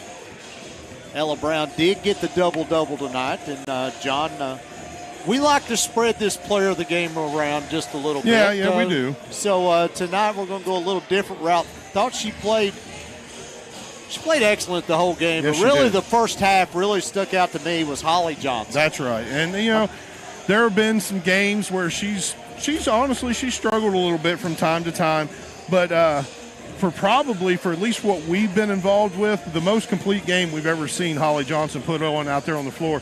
Did well both at rebounding, also having a good scoring output, having scored 9 points in the game, the 3 rebounds, 3 steals, and 1 block, both big marks in the book for Holly Johnson tonight. Spencer County does improve to 11-6 on the season, 4-1 in 30th district play. They'll be back in action here at Spencer County High School Tuesday night. The JV game starts at 6, varsity game at 7:30. John and I will be on at 7:30 to bring you that game as we're awaiting Coach Howie and Holly to come up here. John, we may want to get started on this boys game right quick. We really probably should. So we could go ahead and get started on that now, and when they come up here, we can break away. But, John, Spencer County playing at home for the first time since December 11th loss to J-Town. Yeah. They're sitting at 7-8 on the season after playing what the Massey ratings say is the 7th hardest schedule in the state thus far. 9 of their 12 in-state games have been played against teams in the top 32 in those Massey ratings. Coach Burns has just put together a brutal schedule for these Bears early on. Oh, the schedules. I tell you what, every time we see this happen, whether it be football basketball in this case, we have to keep telling ourselves throughout the season that the Bears are playing tough opponents, and we try to reiterate that from time to time. It's easy to look down a record and feel like this season's been a little bit of a letdown for the Bears, but we have to remember that Spencer County is one of the most talented teams and one of the most experienced teams that we've had this year. Regardless of the 7-8 record, if you think the Bears still don't have a great chance to win the region and advance to Rupp, you are fooling yourself. I think we do have, here we go. We have our Middletown Fence Company player of the game, Holly Johnson, with us. How's it going, Holly? It's going good. Congratulations tonight. 9 points for you tonight. All in the first half. Excellent first half of basketball. You were more aggressive getting the rebounding, going back up to the basket. Something you've worked on throughout the year. Yes, thank you. Lee's been helping me a lot with making sure I grab the ball with my hands and not like hitting it in my stomach and stuff like that. So that's helped me a lot. Yeah, it's great. And, you know, really one thing that was impressive for us tonight, you found yourself in a lot of great positions underneath that basket. Is that something also you're working on, like seeing what's happening around you, working at boxing out players? Yeah, well, at practice we're just always working on making sure you like read the plays and make sure you we're trying to get more basketball IQ and stuff like that. And it's helping me a lot more this year. Autumn Simpson, all-region player, coming in here tonight, averaging 17 points a game. You guys all but shut her down. She had 4 points tonight. I hear there's some punishment for every 3 she gets off. Yeah, there was. Oh, I'm pretty sure there probably still is. But, I counted 2. Yeah, there is some, but I think we played really well. She didn't get as many points as we did, and we are playing really good on defense, and I'm great. I love defense by all means. Defense is one thing this team can hang their hat on. I've said that all year. Well, in defensive alone, Holly tonight, 3 steals, 1 block. I mean, that just being locked in as you are with the rest of this team on defense has been phenomenal to watch, and it's something that we're going to have to hopefully see you all continue to get better on. Now, we do have a game coming up next Tuesday night, Bullitt Central, I believe, coming in. Have you seen anything on them? What do you think? Not really, but I know that on Monday we have a big practice from. Really excited because I think it's a home game, right? Yes, it is. Yeah, so we'll be back here. Super excited. Yeah. Don't even know. Oh, to be young again. Yeah, well, we appreciate you being up here with us, taking your time, and congratulations, Holly Johnson, Middletown player, Fence Company player of the game. Stay aggressive. I love it. Thank you guys so much. Thank you. All right, Holly Johnson. We'll get Coach Howie in.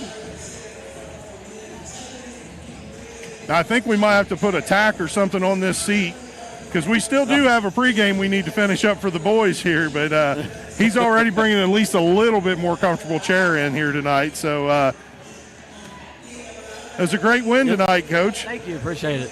Proud of them. Defense, especially in the first half. Second half, it kind of those games when they get into the running clock kind of get away a little bit. But first half really shut them down. All region performer, Autumn Simpson. Every time she crossed half court, there was a double team there. And that was the plan. And I mean, we respect her. She's had a phenomenal year. I saw her on some film. I mean, and she knows. I mean, when she sees any light, it's going up. Yeah. And you know, we've got some games coming up with stars. And the last 2 years ago, I thought we did not do a good job of holding the other team's best player. We tried to focus on that a little bit last year. I thought we had gotten a little better, and we have gotten better this year to get some. But Tuesday night in our tough loss at North Bullitt, their leading scorer was a guard, and we gave up 23 points. And I just knew, I was like, you know, we've got to focus. You know, we might not have had necessarily focus as much tonight, but we do have to get in that, and we have to understand that we can't let one guard beat us. We can't let it. And so I wanted to see some rotations when we sent that. I wanted to see how people could rotate over. I wanted to see what we left open and kind of go. We didn't do as well. We were supposed to take the right side away from her, knowing the help was coming from the left. Most of the night we did that. We let her go one time. The first basket she made, she went left. We were taking, and we didn't rotate over. There was a confusion of which one was going. So little things like that. I really only remember 1 or 2 clean looks she had at the basket.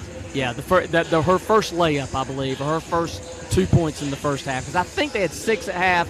I think one was her layup going left that we didn't rotate over. And then I think they hit a couple other shots, somebody else in the first half. Well, not to cut you short, obviously you understand we have pregame certainly. to get Absolutely. through for the boys. Absolutely. Bullet Central, Tuesday night. What do we know about them? Well, they beat us here last year, but I mean, last year they had a senior-led team, and that was a big year for them. And we had a good year. If you remember, we had a strong start, and Davy rolled her ankle, and I still think we would have been fine. But I'm telling you what, she walked into that locker room on crutches at halftime, and I mean, it was like someone popped the balloon. Yeah. And I was like, oh, and thankfully it wasn't as bad as we thought. But it was a really good game for us to realize and understand and have to go to different people. But I mean, Jesse Curry, he's a good friend of mine. He does a really good job with them. They've got a younger team, but they're playing hard. He has got them believing in themselves. They've got some wins. They're small. They do have a good post that we've played against quite a bit in summer ball and stuff like that. So we know her well. But then they got a lot of young guards. But they're mostly confident. They play hard and they're confident. So I'm glad we have them at home.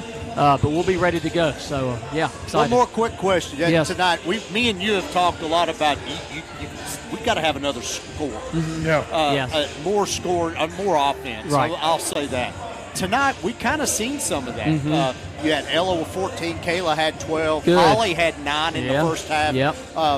Ava hit a 3, Alexis hit a with couple 8. threes. Yep. You had different people on the floor. I mean, that's got to build confidence. Yeah, in those girls. we definitely do. And Skylar's worked on her shot a lot. We just can't. We got to get her open on some outside shots with that. Kayla's really starting to look for her shot a lot more, and we're doing that. And I'm loving her driving. She's got a great little pull-up, and I love her 3, too. I thought, not just her, I thought in the first half I kind of got on them because we rushed a few threes when I thought we could get the angles to the basket. But at the same time, I'm thrilled with all of them for looking for their shot more because we do. We have to have some other scores, and we do. They're capable. We just gotta execute. Started out with 1 that. of 8 from 3, ended up 6 of 12 right. after that. And so. I thought we took better ones. I thought we got our feet set before we chucked them up there. And but no, hey, real quick, want to wish Mallory all the best. This Definitely. big night for her, and she's got a friend on playing in the next game, and we're but I know she wanted to be out here. She's sick. And just hating on her, but just we're wishing for her all to get better, and can't wait her to get back with us. And then again, all the girls that we have hurt, you know, we miss them. Cassie was banged up tonight, and hopefully we'll get good news on her next week. And then and of course the continued rehab of Gabby and Braylon. We look forward to getting them back. So, but no, it's a good team effort tonight. Proud of them. All right, Coach, you got to go. I know. John and I got work to do. Thank you, Mom. Love you. Lisa, Jimmy, love you. Thanks for watching. Y'all take care. Thanks, Thank guys. you, Coach. Thanks, Coach.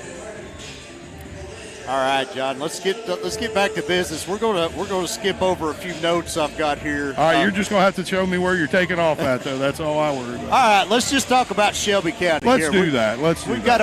We still got about 10 minutes here. So Shelby and Spencer met 29 times on the hardwood since 1998. The Rockets hold a 19-10 advantage in those 29 games. But John, Spencer County's won the last 7 in a row, dating back to 2017. Now, Coach Traylor has brought this team a long way, John. He's in his 3rd year, career record of 31-43 during that span. Had his playing days was at Owen County, graduated in 09. He's been an assistant at Woodford. He's been an assistant at college. He had 1 year as an assistant under Coach Oakley at Shelby. So if anybody knows the 8th region, it's this guy. Yeah, definitely. I don't want to say that Shelby County has been overachieving or not in this season, but I'll tell you what, the way we looked at Shelby County last year and what we considered with them having come back, I mean, they kind of have done a little bit more than I think anybody really planned for. Even though they didn't graduate anybody, this team, it seemed to lack an identity last year. You would see glimpses of greatness, but they struggled often to put a whole game together. Turn the page to this calendar year, Coach Traylor. Looks like he may have found something in this team, and now he's created this team that anybody in the 30th District can't overlook. 6-foot senior guard Dylan Ritchie, all-region last year, is the Rockets' leading scorer. As he was last year, he's pouring in 17.2 points a game. Quick release on his shot, John, and he'll put it up. He's much like Cam Cox and Luke Earhart. He's going to put it up from anywhere on the floor, and shoots on average 11.3 three-point shots per game. And if the Bears play man, I would expect Kellen Marksbury be in his grill most of the night. Yeah, we've seen it time and time again. Dylan Ritchie, he will find space, and when he does, he makes you play. He's definitely going to be focused on tonight by the Bears defense. His ability to hit from beyond the arc rivals the ability of our own Cam Cox and Luke Earhart. And as we say about them, if Ritchie's in the gym, he's in range. Is Ritchie going to play tonight? That's a UK thing. That's before your time. So, also for the Rockets, 5'9" senior guard Michael Jones really boosted his production this year, John, to the tune of 16 points a game. But not only does this guy run the offense, he's a legit scorer on the floor. Their top three-point shooters, knocking down 44% of his shots from outside. He's also the team's third leading rebounder, despite being most of the time the smallest guy on the floor. Yeah, I mean, and that's one thing that you got to watch for with these Shelby County Rockets is you'll see a few players that could be sneaky good. You know, have a few players out there, multi-sport athletes, and just knowing the prowess of some of these players where you have a Javon Hunter, where you have I'm sorry, the name is Mercer. No, it wasn't Mercer. It was McDuffus. Oh. Yeah. Different guys that we got to see actually out on the gridiron. And, to sit back now, kind of watch them out on the hardwood, it's really cool. But most importantly for the Bears, Shelby County has shown this season that they can score with many different players from many different positions on the floor. If Spencer County is going to be successful tonight, Bo, they have to limit the offensive possession of the Rockets. If Spencer County can limit or can cause turnovers and win on the glass, I think they have a good chance of giving Shelby County their 7th loss of the season. Basically, if these boys were out here watching the girls play, that's what we need to see tonight. Yeah. Also, I do want to talk about 6'3" senior Dallas Mercer. He's a lefty, John, and I love watching the lefties play. It always seems so smooth to me, and he's a lot like I don't want to say he plays like, but he reminds me a little bit of like a Tayshaun Prince when he was at Kentucky. Yeah. You always looked at him and said, man, he's not hustling, but he just is. He gets things done out on the floor. Coach Traylor talks about him, says he'll play multiple positions on the floor, adapts to him real quickly. Yeah. He's also averaging 7.2 boards a game. You talked about McDuffus. We've seen him on the football field, usually out in front of Gianni and Javon Hunter. Yeah. He's an offensive lineman for the Shelby County Rockets football team. He's averaging 9.3 points, 6.5 rebounds a game. So just between Mercer and McDuffus, you're looking at about 14 rebounds a game between those two. And that's something that's got to concern Coach Burns, because I know that is one of the things that he's really harped on this year is rebound. Yeah, and it's something that they've really worked on throughout a lot of the season, and we've seen some greatness in some of that. There's been some great play from the guys on the inside between Jack Armstrong, Carter Walters, and usual starter in the middle, Keaton Baird. And just what they've been able to do on the inside. This is Kentucky basketball right here, Bo. Normally you're going to play a team that even with guys the height that we have, they're going to be able to match up with you pretty well. So then it just becomes a point of that little bit of aggression, that little bit of want that you got to have on the inside to be able to muscle your way around, to be able to get those rebounds, to get those scoring opportunities. And those things are going to be all too important tonight when you've got this team coming in here from Shelby County that, if you're not careful, will light you up from outside. John, let's take one more quick break. Sure. And we'll come back. We'll give our final thoughts here before the start of Spencer County and Shelby County. Now about 4 minutes away from tip-off here on GHP Sports.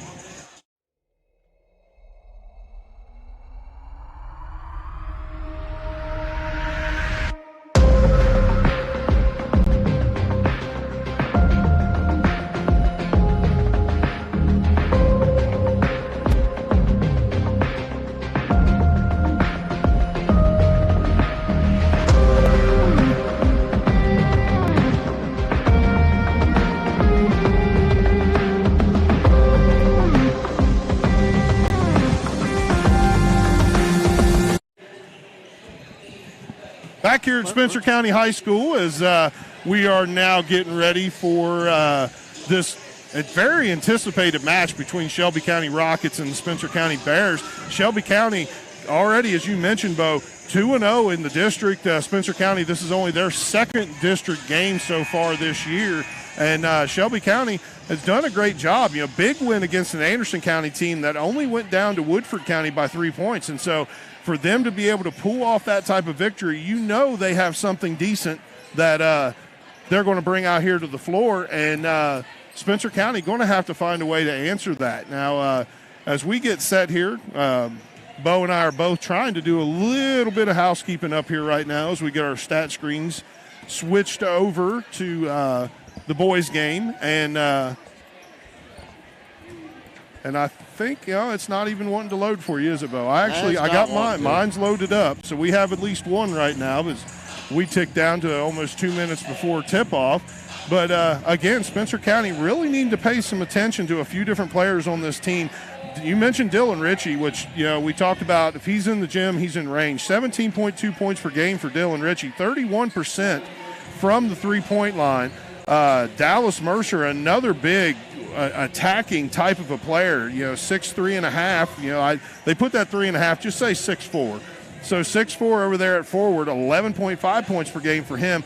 Michael Jones at a 5'10", plays a lot bigger than that, Bo. Plays that point guard position for Coach Traylor, and even as the point guard, averaging 16 points a game, shooting 44% from beyond the arc. And so a lot of threats there for Shelby County, and a lot of different people Spencer County is going to have to watch for. We've seen them play some great teams, some teams that had a lot of offensive prowess, and Spencer County's defense been able to step up everything from man coverage, man coverage, just like it's football again, Bo, but everything from man-to-man defense to also whether they did a 2-3 zone, and we've even seen them a few times play a box and one where they have somebody who might really be able to beat Spencer County off the dribble and get some shots on the outside. And I honestly wouldn't be surprised, Bo, if we saw something like that tonight with Dylan Ritchie starts getting hot.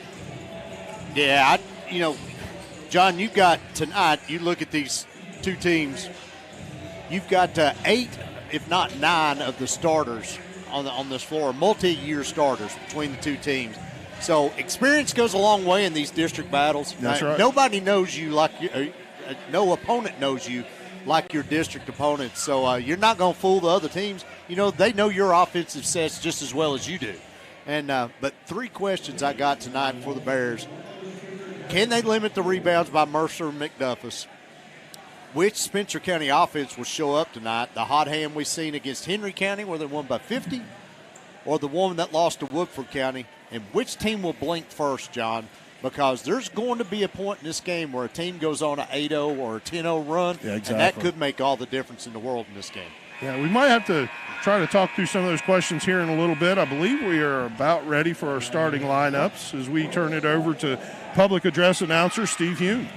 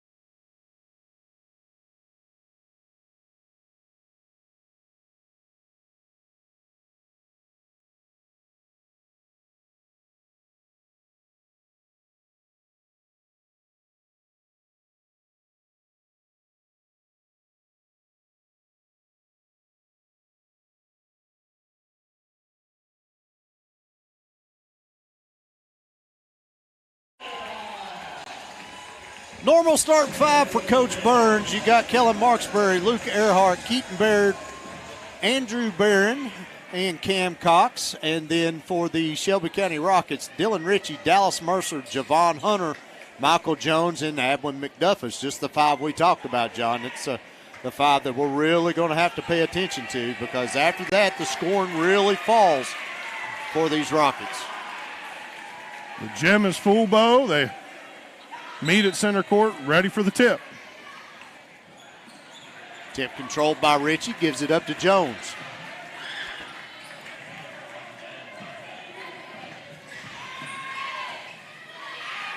Mercer gives it up to Ritchie. Over to Jones. Jones guarded by Earhart. Bears open up man-to-man. Weave up top. Mercer gives it up to Jones again. Bears switch off. Tapped away by Earhart. Taken back by Jones. Over to Mercer. 35 seconds into the first quarter. No shots on goal. McDuffus comes out.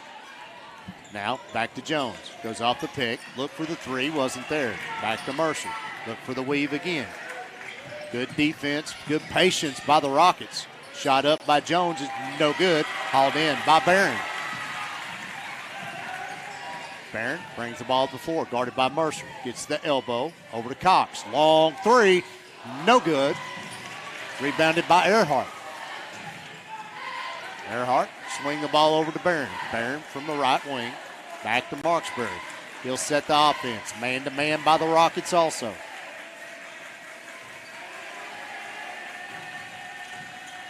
Earhart tries to get in the lane. Dribbles off his leg. Stolen away by Jones. Jones. Actually, go over Ritchie. Drives the lane. Goes up. Going to get fouled by Cox. That'll be Cam's first foul, team's first. Dylan Ritchie will step to the line. Shooting 75.9% so far on the season from the free throw line.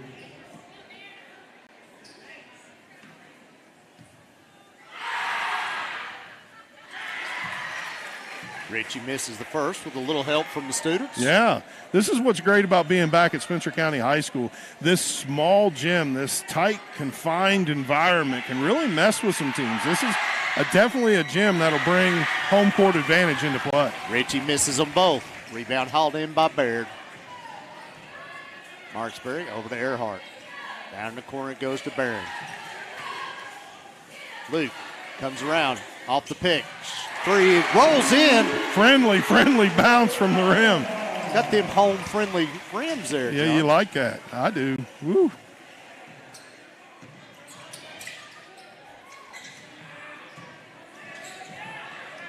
Ritchie gives it up to Mercer. A lot of weave action going on here for the Rockets. Goes off the pick by McDuffus. Jones, top of the key three is good.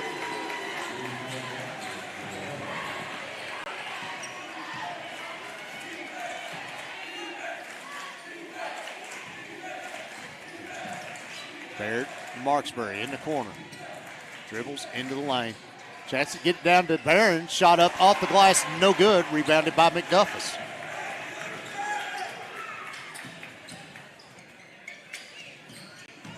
Jones, step back three. Rolls in. Timeout Mercer. He's Mercer. Timeout Burns. He's cleaning house. Yeah, you see Jack Armstrong and Jackson Combs both getting ready to check into this game, and Burns just not happy with what he's seeing on both ends of the floor, I believe.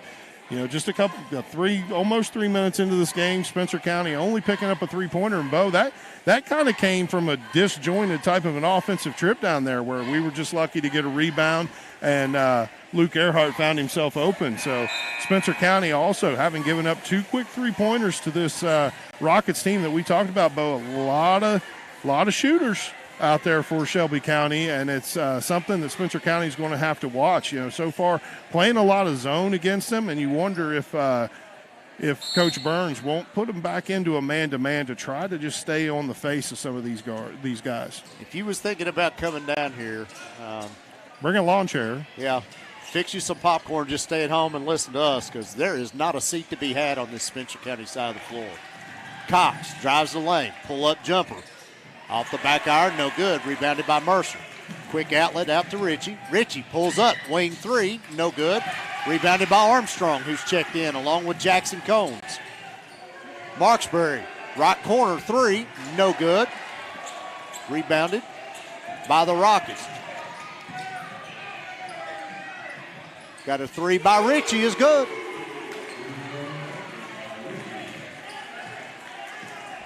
John, 48% of all shots taken by Shelby County are three-pointers. So you know exactly what's happening in their offense. Yeah. Combs up off the glass, nice. Rolls it in.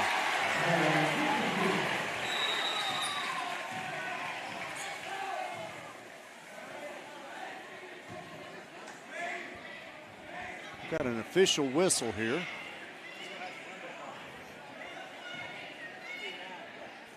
Not sure exactly why they're stopping play in this situation, but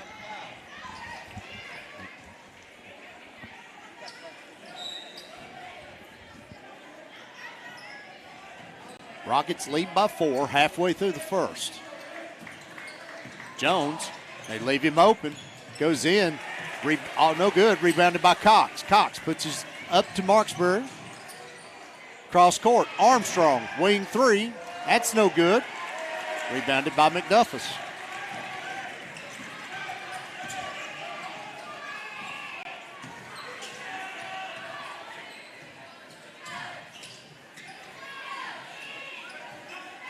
Richie guarded by Marksbury, goes down in the corner to Hunter. Hunter throws it back to Richie, goes into the backcourt. That'd be over and back. Turnover on the Rockets. yeah, Hunter looking back at Richie as Richie's trying to make that cut. Just a little bit of miscommunication right there. One zigged when the other thought he was going to zag, caused that turnover there. Spencer County will get the ball underneath their own basket.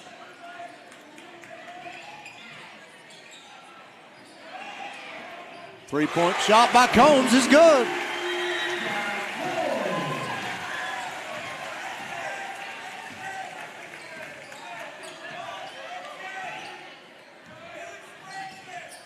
Rockets lead by 1.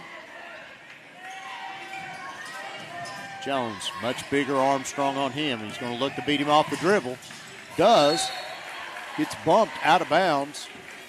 It's just going to be out of bounds off Spencer County. 3:05 left to go in the first. Richie goes back to Mercer. Mercer pulls up. Left hand free throw line. No good. Rebounded by Earhart. Luke surveys the floor. Drives the nail. Gets all the way in the lane. Off the glass. No good. Takes a hard fall. He is going to draw the foul. It's going to be on Javon Hunter. That's his first, team's first. Earhart will have an opportunity at the free throw line to pick up 2.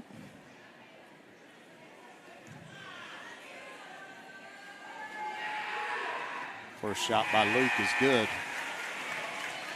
Earhart, one of 2 free throw shooters, John, this year, one of 3 shooting over 80% from the line.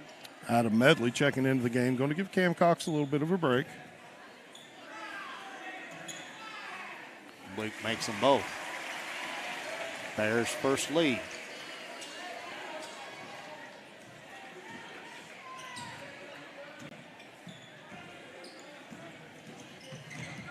Jones off the double screen, gives it back to Richie. And he's got Baird on him. Traylor saying clear out. He wants the one-on-one. Shots up and good. Richie there just a little too quick. Found the mismatch against our big man. And Keaton Baird just not able to just stay with that first step that Richie has.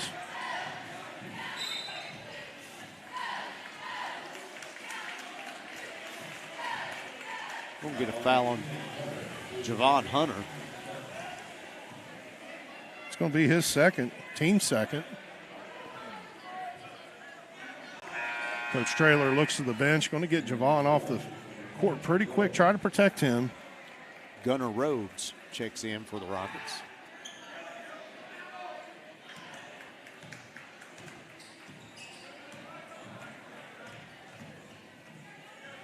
Baird, top of the key three, no good. Rhodes pulls down the rebound.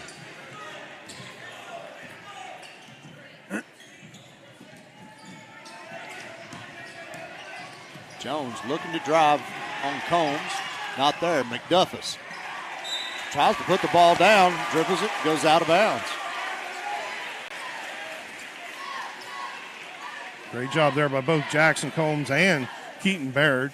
Jackson sliding down from the backside to try to help out. Keaton had him walled off really nicely, making it to where he stumbled to make that decision and ended up throwing the ball away.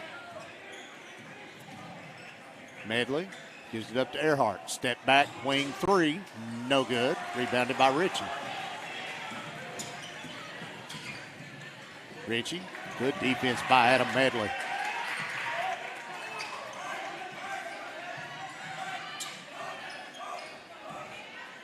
Jones now with bigger cones on him. Mercer. Rhodes drives into the lane. Lost control. Out of bounds. When we tapped, Earhart tapped that one out of bounds. We got Marksbury checking back in. Going to come in for Medley.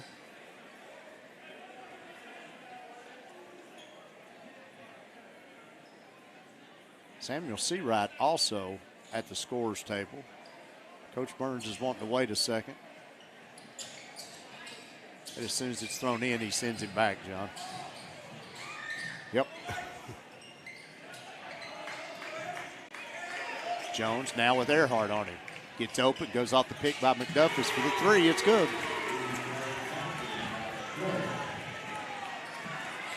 Leading three-point shooter on this team, 44% coming in. Shot by Baird is no good.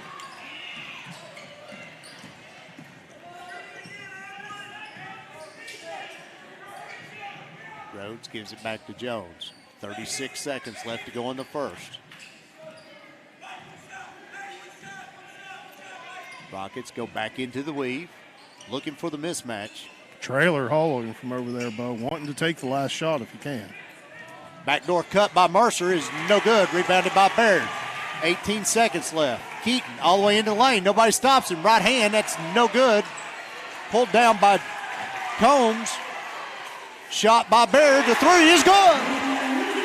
Big turn of events there for the Bears. A little bit of momentum. Ball tipped away, going to stay with Shelby County. Great job by Jackson Combs fighting for that ball, John. Ripped it out of Dallas Mercer's hands, ended up in Keaton's.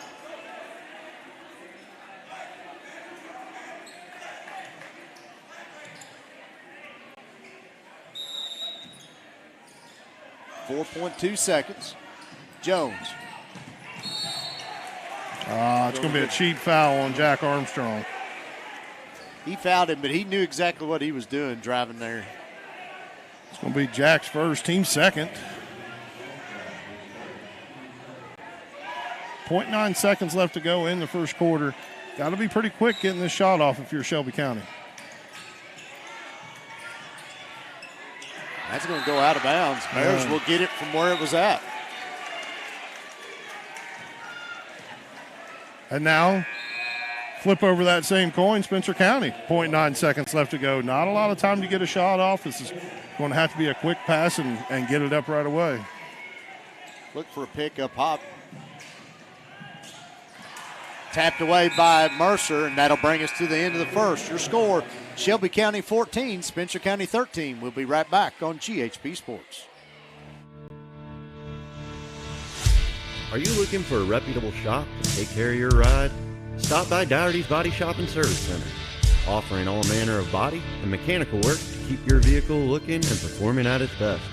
Conveniently located at 910 Taylorsville Road in Taylorsville, or find us on the web at Dougherty'sBodyShop.com. Dougherty's Body Shop and Service Center. Big or small, we fix it all.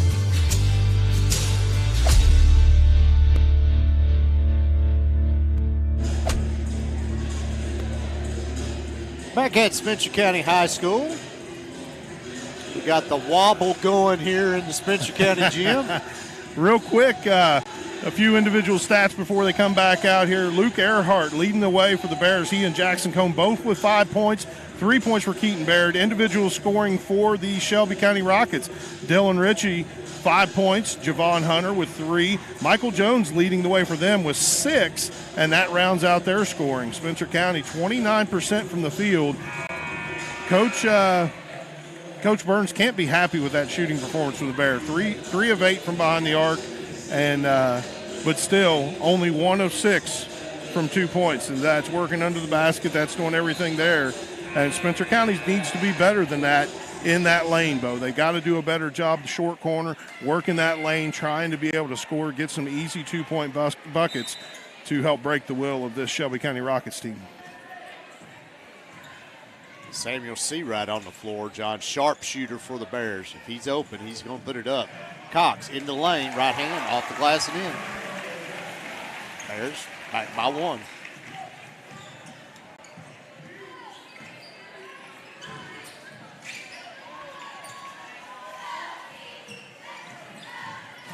Jones in the lane.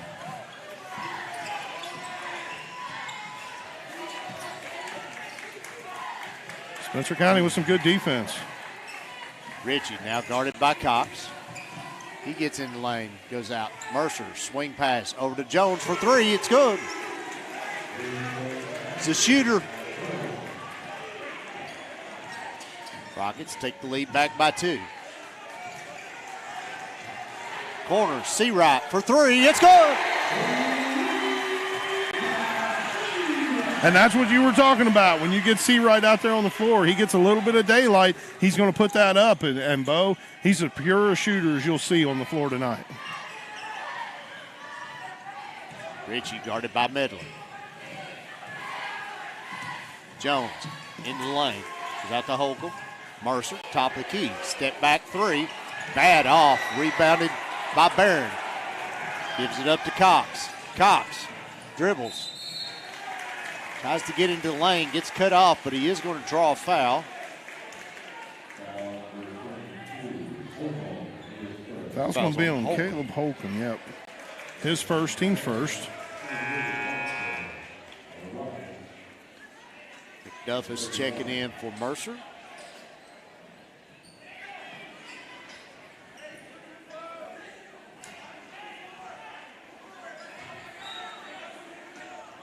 Marksbury will trigger in. Goes deep to Cox.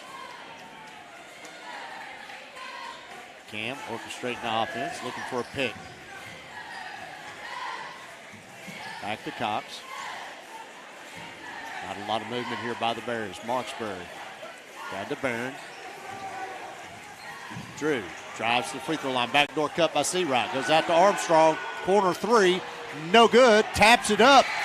Rebounded by Barron, goes back up, gets fouled, no call. Tapped in by Armstrong.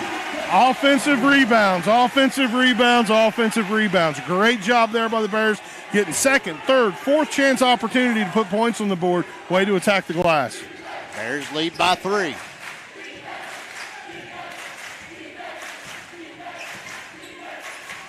Ritchie guarded by Armstrong, gets around him, goes in, off the glass and in. Dylan Ritchie, just a wicked first step from him. And that was one thing that we saw when Adam Medley came out off of the bench to guard him, and just needing somebody speedy to stay with him, or he's going to be able to have an advantage in getting in that lane. Cox for 3. That's no good. Rebounded by McDuffus.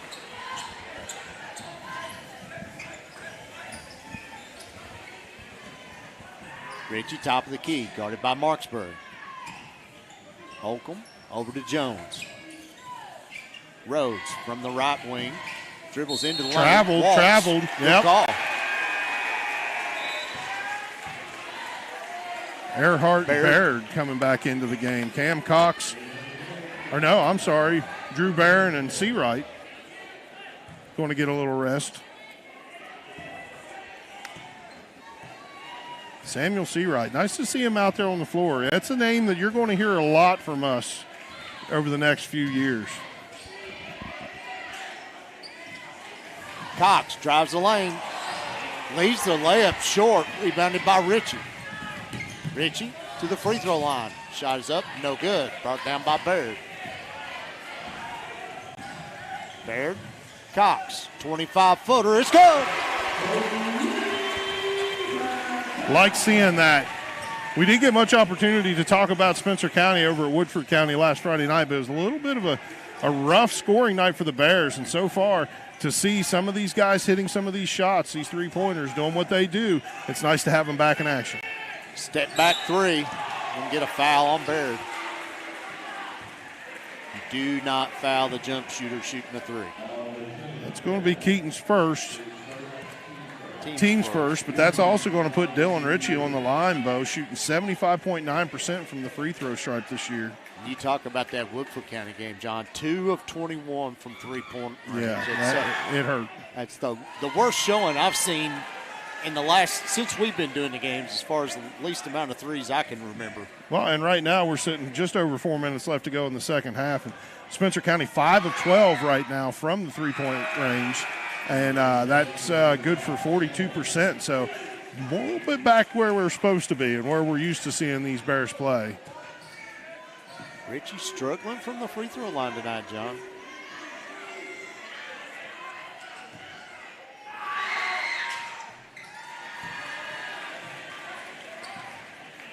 That one cuts the Bear lead to 2.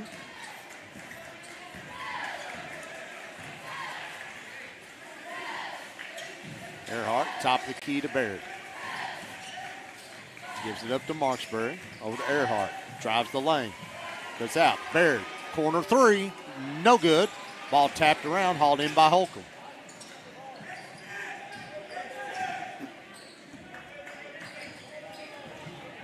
A little over halfway through the second. McDuffus gives it up to Jones. Jones goes up over Cox. No good. Rebounded by Baird. Bears don't have the numbers. Earhart, quick dribble down the corner. Now baseline, goes up.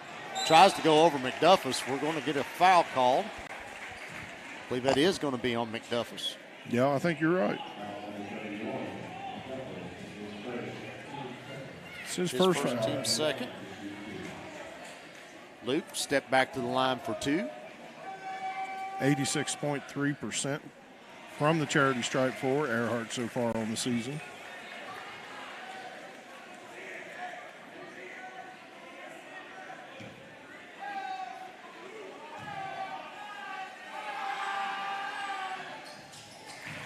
Makes the second.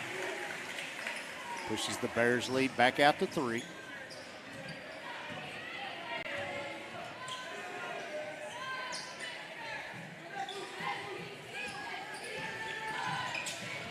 Hand off to Ritchie. Bears staying man. Baird comes out and hedges on that pick. Goes over to Jones. Jones, free throw line. Goes out to Mercer. Left-hand dribble. Back out to Jones. Jones into the lane. Go over Holcomb for 3. It's good. Made a little friendly signal back toward the student section. See, this is always leave it fun. at that. Yeah, you got always fun to have these close rivalries like this. Of course, Shelby County High School, 20-minute drive from where we are right now. So easy for the fans to get here, easy for the students to get here. Baird blocked from behind by McDuffus.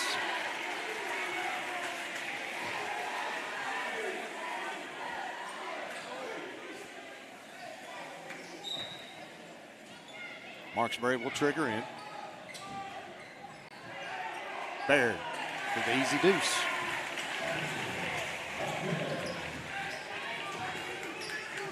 Spencer County lead is 2. Mercer. Tapped away. They had the mismatch there, John. Had Marksbury guarding McDuffus down on the block. Yep. Bears just about got away with it.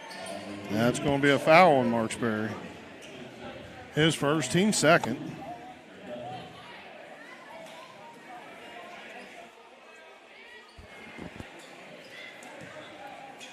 McDuffie's going to step to the line.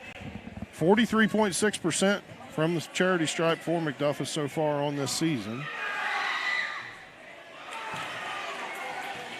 Not been the big man's strongest part of his game. Something I'm sure Coach Traylor's going to want to work on with that young man. Junior this year. Another season left to go, and somebody who's really done well to put a body down underneath, as we saw a block from him on Keaton Baird a little bit ago. And another rebound by Baird. Cox. Hands off to Combs. Now to Earhart. Earhart gives it up to Marksbury. Baird swinging it around the perimeter. Baird left open. He'll drive. Gets into the lane to travel. Yep. Good call. Keaton trying to make a decision there. Just slid that pivot foot a little bit on the floor, and that's all it takes to get that call.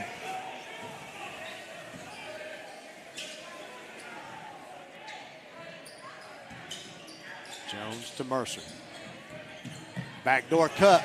He walked. Blocked by Combs. Brought back down by Holcomb. Going to get a foul. I believe they're going to get Luke Earhart with that one, too. That's his first foul. Team's third. Armstrong checks in for Baird.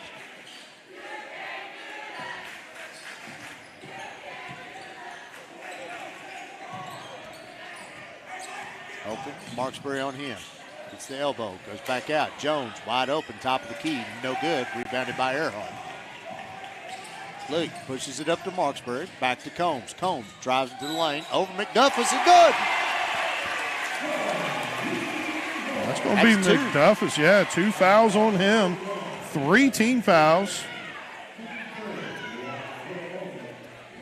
So far, both McDuffie's and Hunter. 2 fouls apiece in this first half for the Shelby County Rockets. 2 guys that really Coach Traylor can't afford to not have out on the floor much, Bo. Combs completes the 3-point play, pushes the Bears' lead to 5. That's their biggest lead of the day.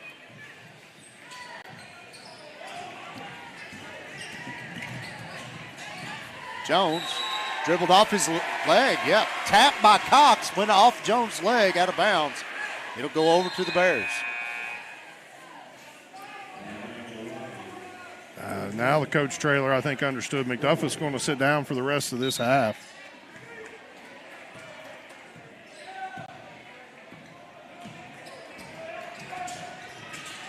Cox going to get a moving pick on Combs.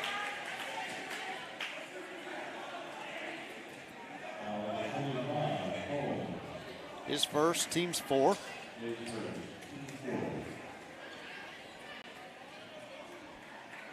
Bears with a little 2-2-1 press. Stolen away by Combs. Marksbury gets it. Drives, goes over Mercer. Lays it in. Mercer got about 6 inches on Kellen Marksbury. Kellen went right at it. Stolen again by Combs. Goes to Marksbury again. Tries to go up. Ball taken away by Ritchie. Ritchie drives into the lane. Shots up. No good. Brought down by Combs. 23 seconds. Cox. Looks like he pulls up for the 3. Goes to Marksbury. Top of the key. Now over. Wing 3 by Earhart. No good. Rebound again by Combs. That gym would have erupted if that had fallen, Bo. Cox. Step back. Free throw line jumper. Rolls home. Bears lead by 9. 3-quarter court shot by Jones is no good. And at the end of the first half, Spencer County 33, Shelby County 24. Let's go down to Morgan, get a word with Coach Burns. Hey, Coach, crazy environment in here, big momentum right there. How do you look to extend that into the second half? Hey, it's good to be home for however long it's been. Well, our defense stepped up. We got good ball movement. We got stagnant there for a while, and that ball keeps humming, and we're playing like that. Good things happen. So, thanks, Coach. Thank you, Coach. Thank you, Morgan. And John, scores 33-24. Spencer County leads Shelby in this 30th district battle. We're going to step away for just a minute. We'll be right back on GHP Sports.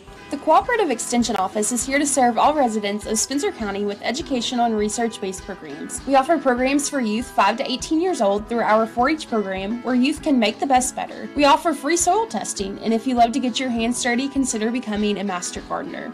We also offer programs for prevention, wellness, and individual family development, or you can check out our homemaker groups. We are located at 100 Oak Tree Way off Highway 44 in Taylorsville, Kentucky. Come in and see us or check us out on our website or Facebook. At Acadia Counseling, we offer a professional, down-to-earth approach for adults, families, couples, and adolescents who are looking for lasting results in a non-judgmental environment. Located in St. Matthews and offering telehealth straight to your phone or Wi-Fi enabled smart device, Acadia Counseling offers evening and weekend appointments. Give us a call or schedule from our website and create a brighter future for yourself or a loved one.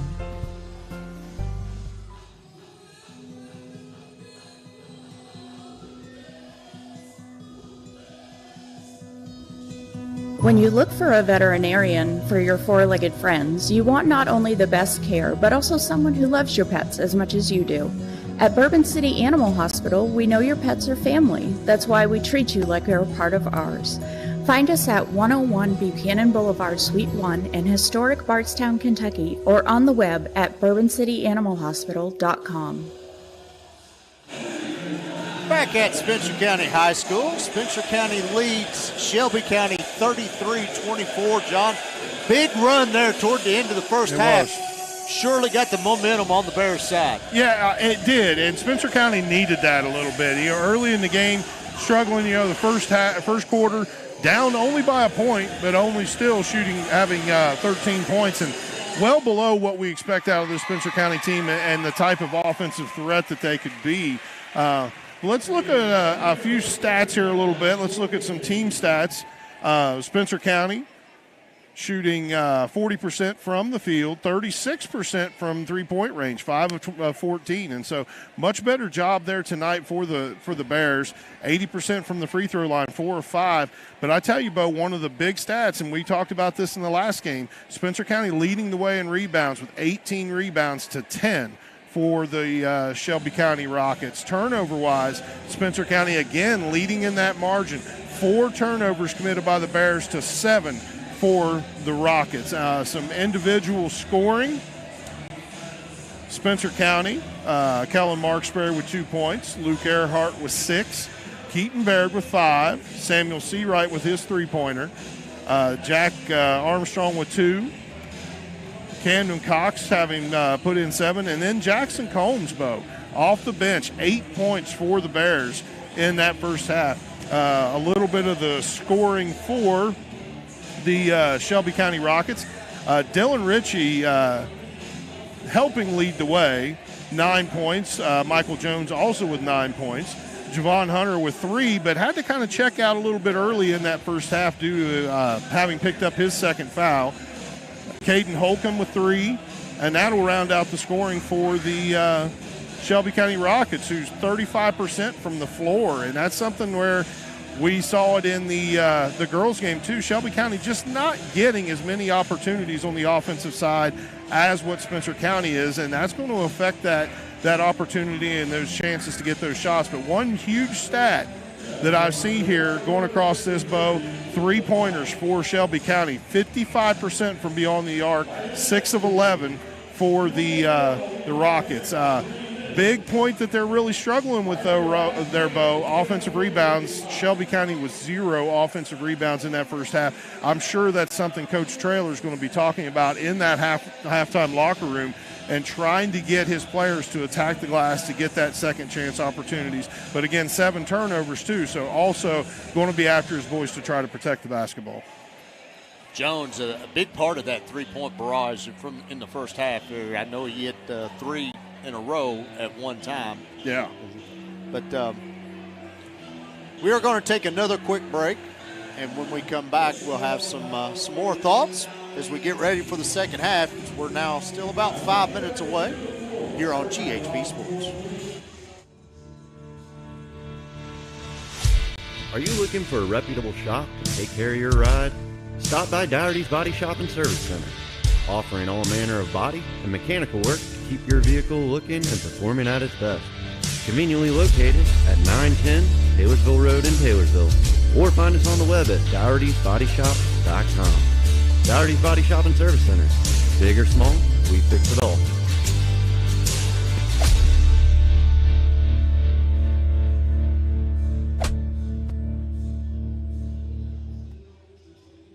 Not again. You don't mess with underground power lines. Should have contacted 811. They'll mark those utility lines free. Yeah, but this guy ain't real bright. Neither is the neighborhood. Know what's below 811 before you dig.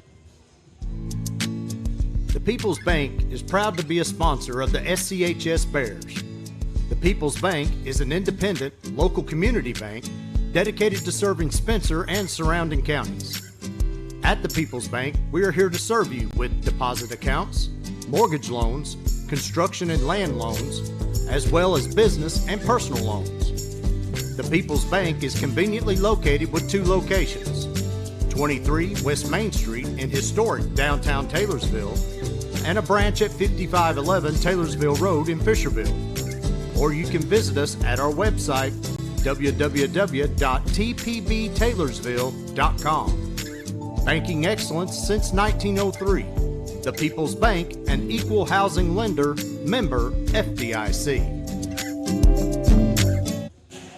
Welcome back to Spencer County High School. It's halftime here. And, Bo, that gives us an opportunity once again to talk about some different things and some different thoughts we had during this game. And one thing that intrigued me was you ended our pregame with a few questions that you were looking for an answer for in this game. Could you remind our audience what those were? Can the Bears limit the rebounds by Mercer and McDuffus? Rebounding, that's been a thorn in Coach Burns' side all year long. They got to find a way to keep this Bears Rockets off the glass. Sure. And that's something that, according to your stats there, that's something they've really capitalized on. Also, which Spencer County offense will show up? Cold, very cold shooting the other night against Woodford County. That was a worry also coming into this game. Will they remain cold like that? Will they keep going? And then which team will blink first? There's going to be an 8-0 or a 10-0 run, I said. And here we are setting out, and the Bears just had a 9-0 run to finish the first half. And, obviously there's a lot of different ways you could even answer those questions, even in this game so far, because you can see some good things from both teams. And obviously we're hoping Spencer County can continue to perform the way they are to come out on top of a lot of these. But really, the biggest question I think you asked, and the most profound question, I guess would be how I would say it, Bo, is the who's going to blink. And that one's yet to be answered. We can throw a check mark, at least for now, in that first half, beside the Bears for the rebounding that they've been able to do. We can also throw a check by the offense because, we're seeing a lot better shooting from the Bears than, like, say, for instance, what they played against Woodford County. But that blinking, though, we've had a chance to see these Spencer County Bears over the last month or so play in some pretty big games and have some opponents that would actually have them down.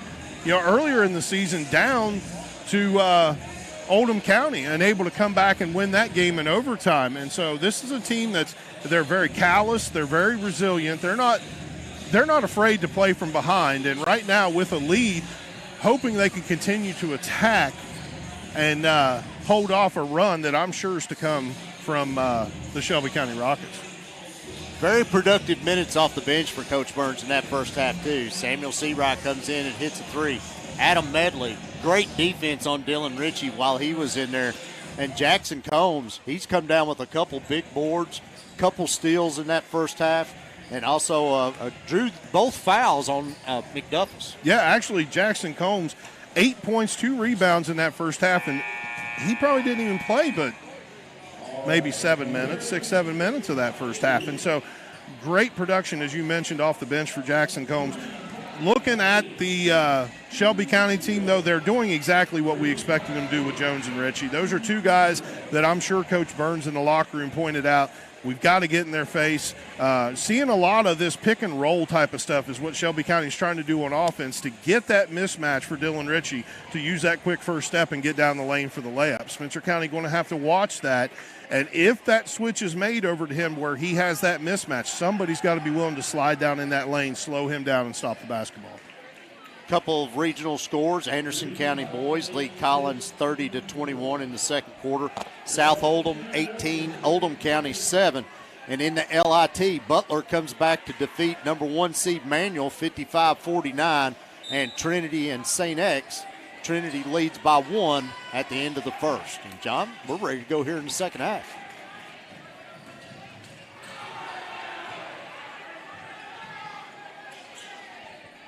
Regular starting 5 on the floor for Spencer County and also for the Rockets. Bears staying in that man-to-man. Hunter from the left wing up top to Jones. Very dangerous to go under that pick on Jones there, John. Mercer goes down low. Jones, good pass to McDuffus. Now he's in the crowd. We're going to get a jump ball, and that'll be Spencer County ball. Spencer County doing a great job there on the defensive side. If you watch, we talk about Dylan Ritchie and how quick he is with the basketball. Number 3 for Shelby County. Spencer County on him like glue, not giving him a chance to breathe, not giving him a chance to get moving and get motion towards the basket. Earhart gets fouled. That's going to be Javon Hunter, too, I believe. That'd be his third foul. That's who's going to get it. Javon Hunter, standout quarterback this year for Shelby County Rockets and had a great season his sophomore year.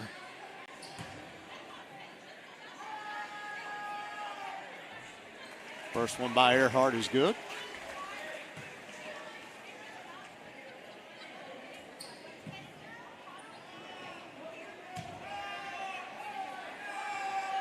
Earhart, 86.5% from the free throw line this season. Makes them both. Extends that Bears lead to 11, biggest lead of the game. Believe it or not, though, I was sitting there waiting till the ball was in the air before I said that, because I didn't want to jinx him about his percentage. Hunter gives it up to Jones, top of the key. He's flanked by Cox.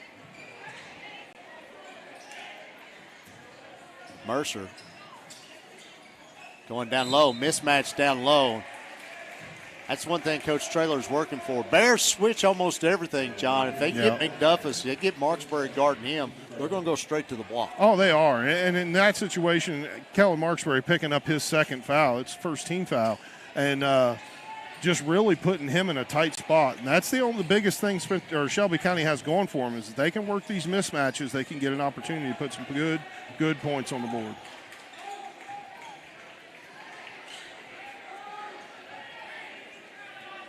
Jones, top of the key. Bears sit back in a 2-3 zone now. Back to Jones. Taking a second for the Rockets to recognize the defense. Now they go into their offense. Ritchie, corner 3 is good. Just a little fade screen, John, back to the pass, go over the top. Cuts that Bears lead to 8. Cox, he'll fire back. That's no good.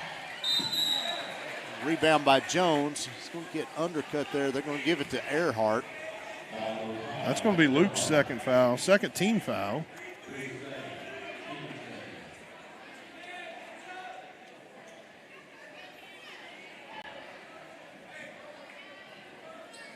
Spencer County and Shelby County both kind of at critical moments of the game right now. Spencer County needing to be able to stop the aggressiveness of Shelby County to maintain this space. And Shelby County, if they don't get something going, they're going to end up digging a hole that's going to be hard to come out of.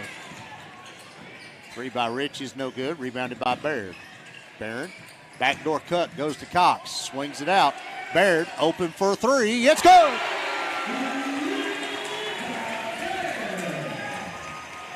Second 3 of the game by Keaton Baird.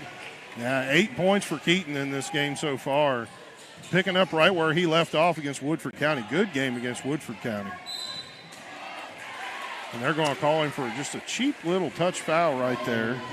It's going to be his second foul, team's third. Spencer County having picked up 3 quick fouls in the second half, beginning of the second half, third quarter, with just over 5 minutes to go.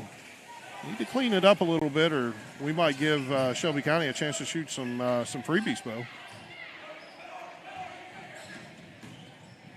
You talk about those free throws. Mercer gets into the lane, walks. Yep. Shelby County has made more free throws than Spencer County has attempted this year.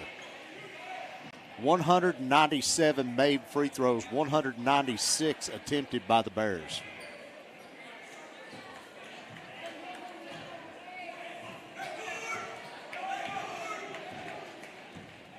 Rockets very good at getting to the free throw line. Baird's going to dribble between the circles. Got McDuffus on him. Dribble handoff goes to Cox. Back door. Nice. Jam! Nice look. Beautiful cut. Keaton Baird having a great game tonight. 10 points for the big man. Shot goes up and in. Going to get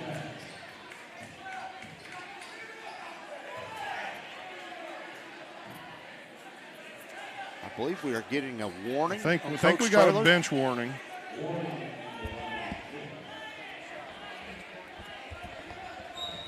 Bench warning on Coach, on the Shelby County bench. Yeah, we'll just say that. We're not sure exactly who it was on and what was said.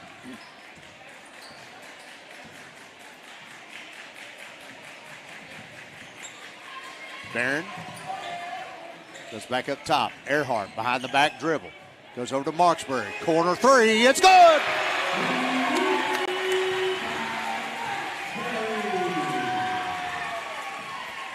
$14-point lead. Biggest lead of the night for the Bears.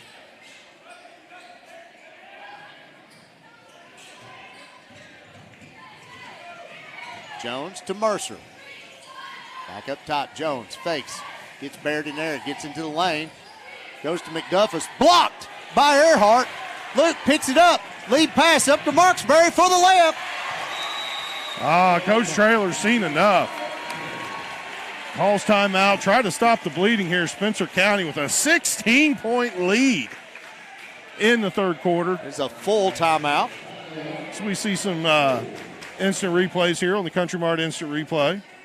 Keaton Baird out deep, draining threes. And this look right here, just to see for the court vision that Cam Cox had as he came down that baseline to find Keaton Baird, and then just returning the favor. Cam Cox dishing it off to Baird. Baird taking that one down. Nobody home underneath on the basket for Shelby County. Spencer County with a huge lead in this game, Bo. And, we asked the question, who's going to blink? And I'm not going to say Shelby County's blinked. But, Bo, their eyes are definitely watering a little bit, and they're thinking about it because this is a game that's starting to get away from them. You could just feel the momentum at the end of that first half, John, just swinging Spencer County's way. Yeah. And they've continued that on in the second half. They did outscore Shelby by 20-10 in that second quarter. Yep. And since we've come back, 12-5 here in the third.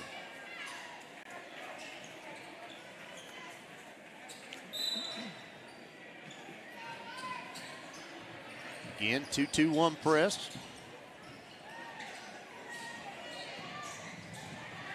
Rockets break it with ease. Jones, top of the key, gives it to Ritchie. Back to Jones. Bears 2-3 zone. Trailer calls offense. Ritchie gives it back to Jones. Little two-man game back and forth. 25-footer by Ritchie is good. Again, just a little bit of daylight for that young man, and he can stroke it. We talked about it in the pregame. He's like Cam Cox. He's like Luke Earhart. If he's in the gym, he's in range. Spencer County going to have to track him a little bit better and keep him from getting hot. Combs drives the lane, fakes, goes up, gets fouled. Doesn't make the shot, but will go to the line for two. That foul will be on Ritchie. It's his first, team's second. Team's second foul. That's going to put Cam Cox to the line to shoot 2 for the Bears. Cam makes the first. 89% this year for Cam Cox.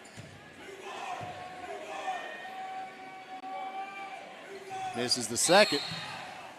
He knew it right when it left his hand too, John. Crossed that free throw line a little too quick. Yep.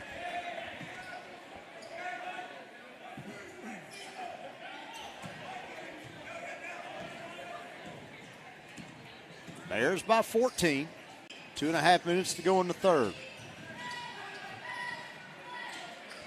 Jones between the circles. Now guarded by Armstrong. Gets the elbow. Nothing there. Goes to Mercer. Back to Ritchie. Stolen away by Cox.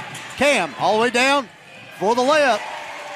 Uh-oh. Oh, he got up hobbling a little bit. That's going to be a concern if you're Coach Burns. Seawright quickly off the bench for the Bears. Jones gets into the lane, draws a foul. That's on Kellen. That's number 3. That is 3. 3 on number 3. Team's 4th.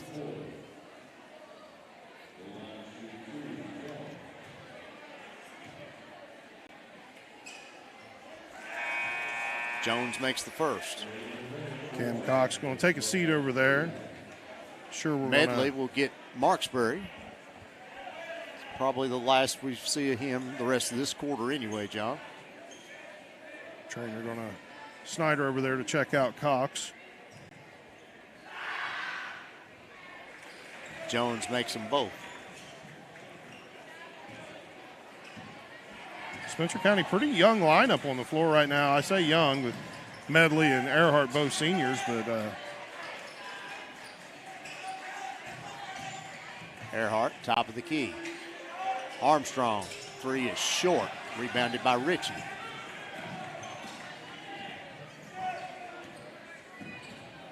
Dylan Ritchie, left-hand dribble.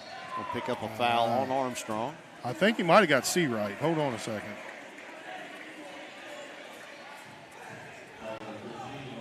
Yeah, they did get Armstrong. It's Jack's second, team's 5th. I saw the official pointing the way of Samuel Seawright, and he was in that area too and thought maybe he had been the one called. Ritchie 76% from the line coming into this game, John, but he missed a couple in the first half.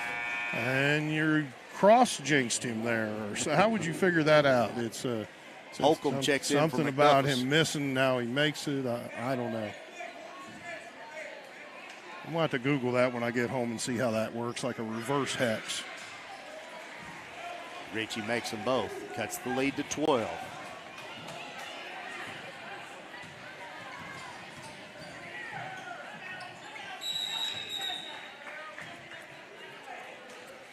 Timeout.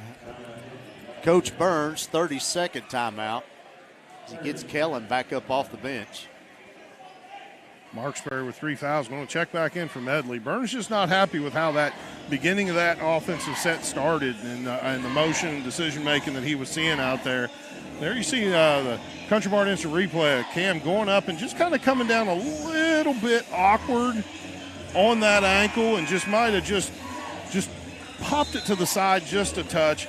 I don't think it's anything much to be concerned about. I know Snyder went over to check him out, and Cam was even shaking his head like, no, I'm all right.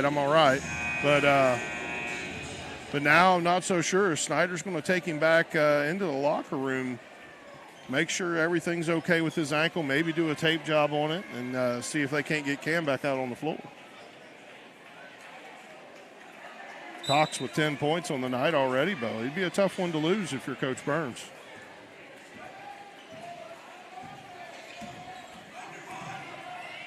Marksbury to Earhart. Long 3.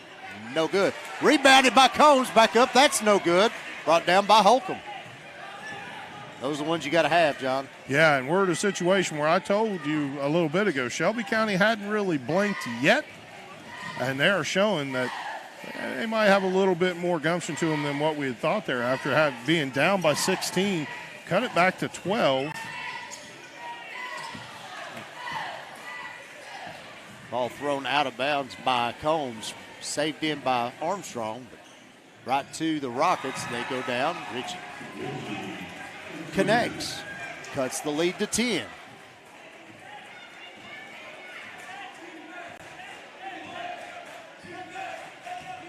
Spencer County, it just feels like they need to put some points on the board with this trip, though. It's open look. And that'll do it. Nice look there by Combs. Armstrong sealed his man off and had the easy left-handed layup. Cox does come back out.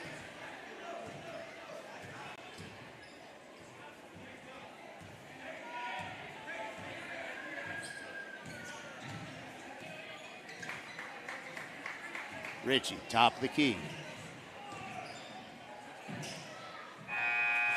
Short shot there by Jones, no good. That brings us to the end of the third.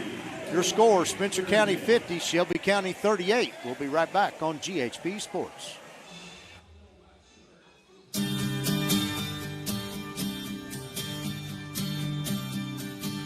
Curious what your home is worth? Visit brownrealty.com. Brown Realty, serving Spencer County and beyond for nearly 20 years. Brown Realty, your local realtor.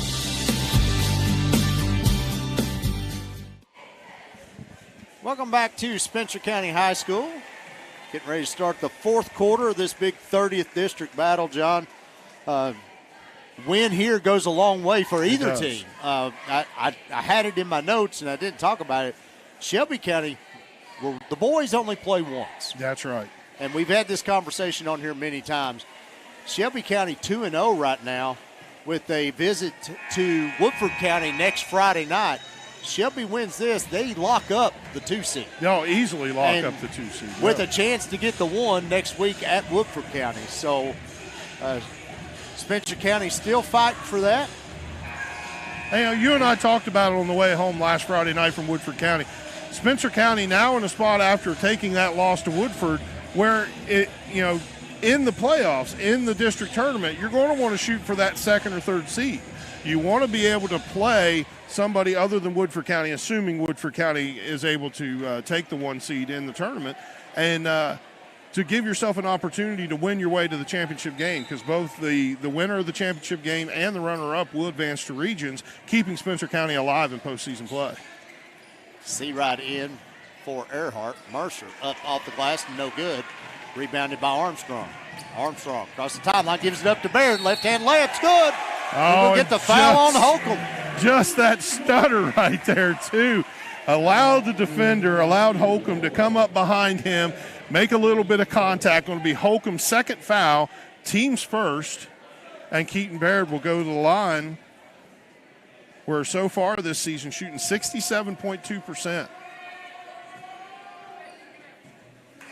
Completes the 3-point play, pushes the Bears lead back to 15.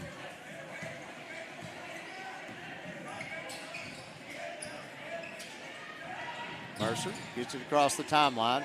Bears got a trap in the corner. Coach Traylor getting a timeout. 30-second timeout by Shelby County. Spencer County doing a great job on that possession, defensive possession, getting down there, being able to trap him in the corner.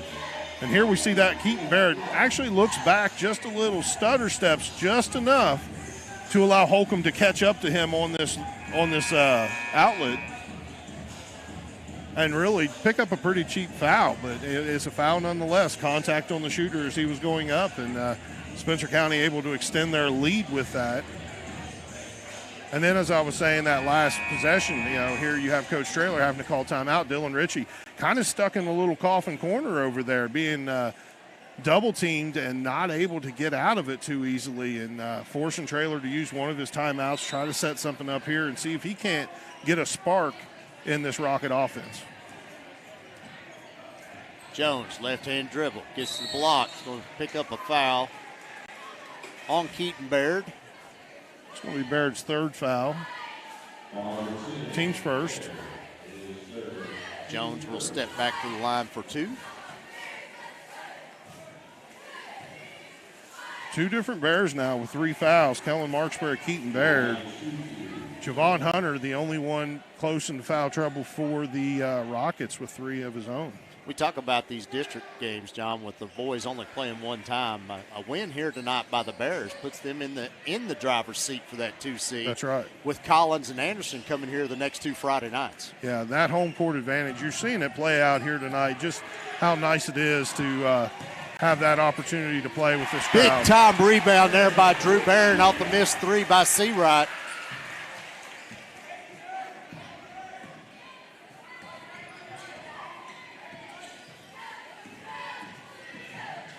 Jones in the corner. Mercer for 3. Back iron, no good. Rebounded by Barron. Outlet pass goes to Barron. Barron pulls it back out. Don't have the numbers. Gives it up to Cox. Cox between the legs. Good pass. Oh. And Barron misses the dunk. Rebounded by Hunter. It's almost like mid-jump he decided to go ahead and go for it. Oh, that's a terrible call. Terrible call there on Unless Keaton he got him with the body. I don't know. That's foul number 4 on Keaton Baird. Bears second in the fourth quarter. Yeah, I think about 3/4 of this gym agreed with us, too, on that, Bo. That was rough. Holcomb makes the first.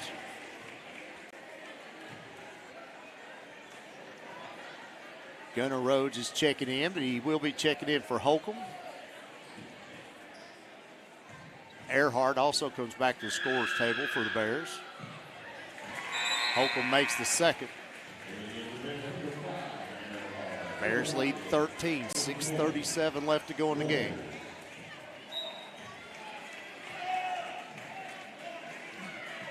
Seems to be Hawaiian night or hula night here for the wing 3 by Cox. No good. Another rebound by Drew Barron. Going to draw the foul. Yes. Number 4, Dallas Mercer, is his first. And Drew Barron will shoot 2. But now, as I was saying, seems to be Hawaiian night or hula night over here for the student section of Spencer County. I find it kind of ironic. We're supposed to hit some of the coldest temperatures we've seen in a long time here in a few days, and these kids out here with shorts and hula shirts on. And they're young. They don't know any better. Somebody needs to turn on the Weather Channel every once in a while, I'm starting to think. Second one's no good. Rolls off the back of the rim, rebounded by Jones. Rockets off and running. Gives it up to Ritchie. Wing 3, no good. Tap, no good. Rebounded by Cox. Bears coming back this way. Luke gives it up to Cox. Burns calls the offense. Cam gives it up to Marksbury. Backdoor cut by Earhart. Gives it up to Armstrong for the layup. Good look there by Earhart. Good cut to the basket by Armstrong. Armstrong just gets a little bit lost by the Shelby County defense as he was able to work down that lane, make himself a good target for an easy 2. Lead goes back to 16.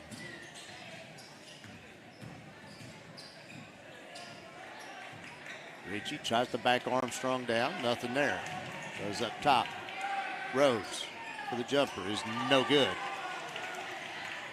Marksbury, outlet pass, goes down the floor. Earhart wide open for a wing 3. He don't miss those, John. No, you give him that much daylight, and you might as well go ahead and mark that one up on the scoreboard. Luke Earhart, just so dangerous from downtown. 11 points so far on this game tonight. Once again, Bears push the lead out to their biggest lead of the night by 19. They're going to get a Spencer County foul on Earhart. That would be 3 on him. Team's third.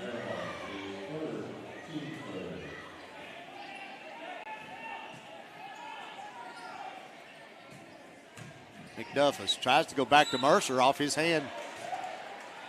Off Spencer County, out of bounds.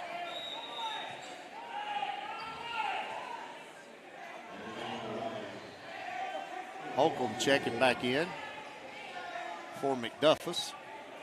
I don't think Burns very happy with the call that the ball stays with Shelby County. Very close to a walk there. Jones blocked from behind by Armstrong. Must have hit the ball too hard. Must have. That's going to be Armstrong's 3 on third. Armstrong. Team's fourth.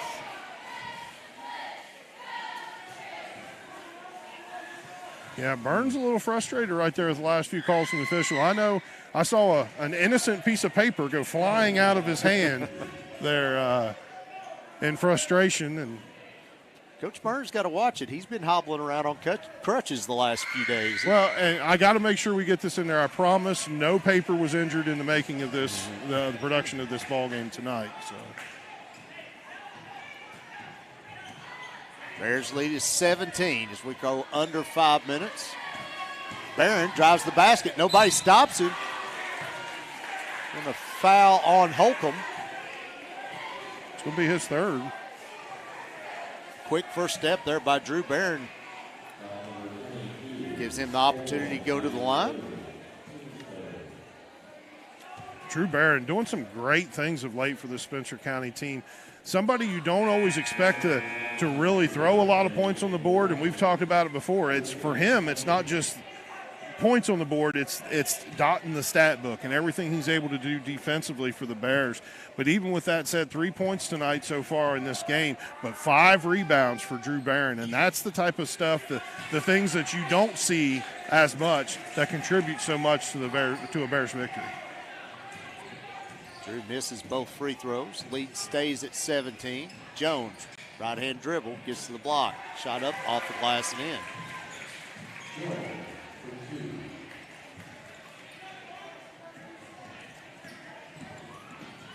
Earhart leaves the ball behind, taken away by Holcomb. Gives it up to Mercer for the layup. It's no good. Tapped back up by Holcomb, no good. Rebounded by Cox. Bears run another way.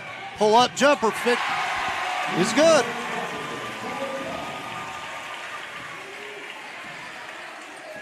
You know what I like most about that, John?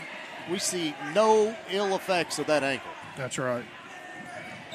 Jones tapped from behind. He just got beat there, John, in frustration. Went for the steal, picked up the foul. Yeah, that's going to be on Cam. It'll be his second foul, team's 5th. Rockets will be shooting 2 the rest of the way.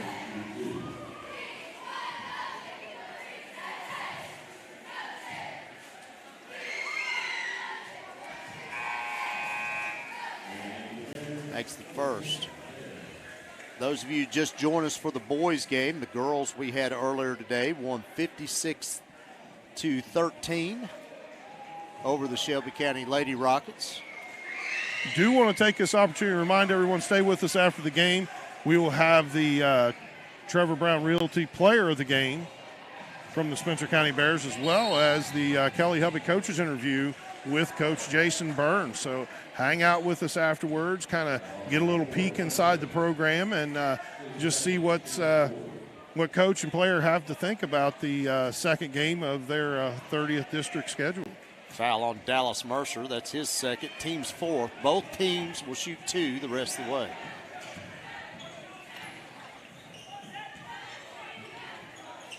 Armstrong gives it up to Baird. Back in with those 4 fouls. Barron over to Earhart. Wing 3, no good. Rebounded by Ritchie.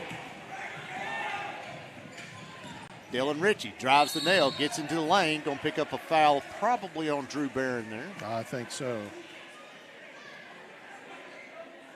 No, they're going to get Jack Armstrong, and that'll be his 5th. Or 4th, I'm sorry. Spencer County, both their big men, Keaton Baird, Jack Armstrong, sitting with 4 fouls, 3:25 left to go in the game.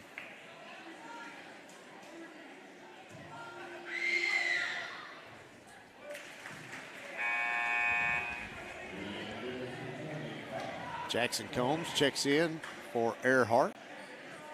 That win by the Lady Rockets tonight, John, moves them to 4-1 on the year in district play. Still Lady got Bears. Lady Bears. Still 3 games to go for them. The 2 we got coming up the next 2 Friday nights. Collins next week, folks. If you can't be down here, John and I will be here. And then Anderson the next Friday. Another foul on Mercer. Be his 3rd foul. Send Keaton Baird to the line to shoot 2, as that'll be the 15th foul. But, Bo, you were talking about the next few Fridays. Big basketball coming our way in a very short period of time. And it's this is a fun time to be a Bear. It's a fun time to be in Spencer County, as we're going to have a lot of these games at home. And actually all of the district opponents for the boys will remain at home here. Will be, as you mentioned, we still have Collins coming up next week, Anderson County the following week on Friday night. Both of those boy-girl doubleheaders. Yeah. And then the girls will also travel to Shelby County in a couple weeks. Jones, top of the key, gives it up to Hunter.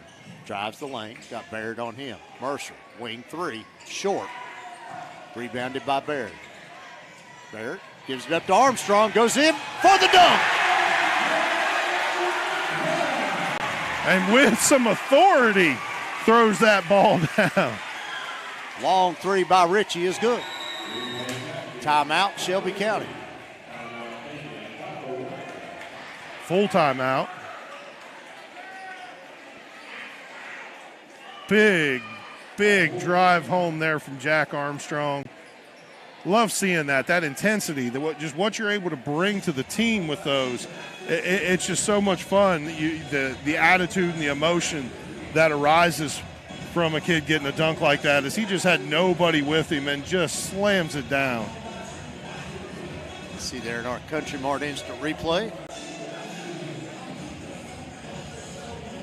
Spencer County now holding a 13-point lead, 2:47 left to go in the game. And really it's boiled down to Shelby County's Dylan Ritchie and Michael Jones. Ritchie, 24 points in this game, 19 points for Michael Jones, but really not getting a lot of help from anybody else. The next highest scorer for them, Caden Holcomb, was 7, and making it to where Spencer County really trying to key a little bit more on Dylan Ritchie and Michael Jones, keep that offense slowed down, try to eat this clock up a little bit. Spencer County, though, 3 different Bears in double figures. Camden Cox with 12, Keaton Baird with 14, and Luke Earhart with 11. So great job by them. Keaton Baird, by the way, 14 points, but also 8 rebounds. 2 rebounds away from a double-double right now with 2:47 left to go in the game. Hoping he can pick that up. Of course, right now not on the floor, as he does have 4 fouls. And Coach Burns trying to protect him a little bit just in case he does need him at some point in this game. Also, Anderson leads Collins by 10. The easy layup there by Earhart. That's the danger of pressing right there, especially as tight as Shelby County was trying to press. Spencer County able to outlet that ball deep, nobody back, easy bucket. Hunter take his first 3 of the night. It's good. Quick pass up to Combs. Gets into the lane for the layup. 14-point lead. Press is a detriment right now for these Rockets. Ritchie, Marksbury on him. Gets into the lane. Out of control, really. Yeah, not a good call. I think the official just kind of foul's going to be on Jackson Combs. But I think the official just anticipated a foul there, blew the whistle, and I hate that. You know, you see that from time to time, officials, you know, just assuming a foul is going to happen. Whistle gets blown as Dylan Ritchie hits the first. But probably was a foul there, though, John, but I hate to award a guy going in out of control. Exactly. Because he oftentimes puts himself in a spot to be fouled simply because he doesn't have control of his body. I guess if you want to look at this press still being one advantage for Shelby County, and Spencer County with these easy buckets, they're not using a lot of clock on the offensive side of the court. Earhart, corner 3, no good. Ball tapped by Armstrong. He was out of bounds and hit it again. We'll go over to the Rockets. 12-point lead by the Bears. Minute 53. Trying to do what they can to put the nail in the coffin of the Shelby County Rockets.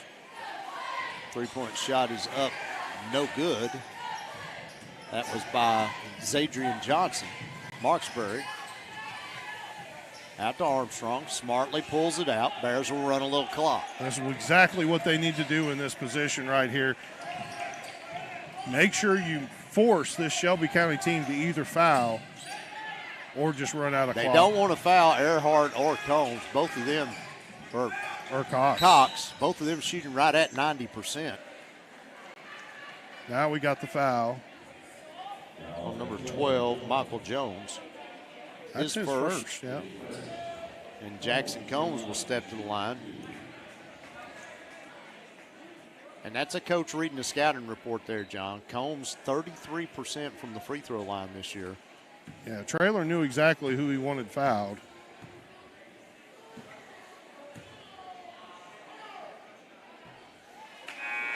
Combs misses the first. McDuffus checks in for Rhodes for the Rockets.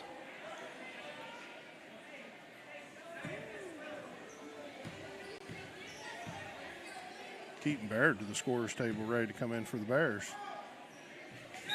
Combs makes the second. As he comes in for the shooter.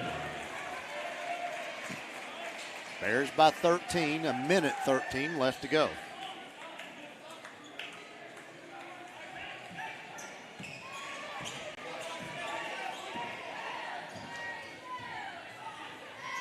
Richie, long three is good. Such a great shooter he is, and just how he's able to manipulate his body almost in midair to get himself squared to the basket and be able to get that shot off. Dylan Ritchie is just, he's a fun player to watch play the game. And you see it right there as he came across, able to have that pick set up right there to getting that open shot for three. As we mentioned earlier in the game, 31% from the three-point range for Dylan Ritchie. And just really the spark plug that keeps this Rocket team going and everything that he's able to do. Tonight so far, 29 points on the game for Dylan Ritchie, 5 of 7 from three-point, which is a huge number for him, 4 rebounds, 1 steal. So having a great game, it's just the support around him isn't doing quite as much. We do have Michael Jones with 19 points. He's 3 of 6 from three-point range with 2 rebounds, 3 assists. But both of those guys, though, John, well over their average. They are, but then it kind of falls off a little bit for Shelby County. Still kind of struggling to find much offense after that, with Holcomb with 7, Javon Hunter with 6, and that wraps up the scoring for them. Only 4 different players putting scores in the scorers table on, and Dallas Mercer averaging 11.5 a game. Scoreless.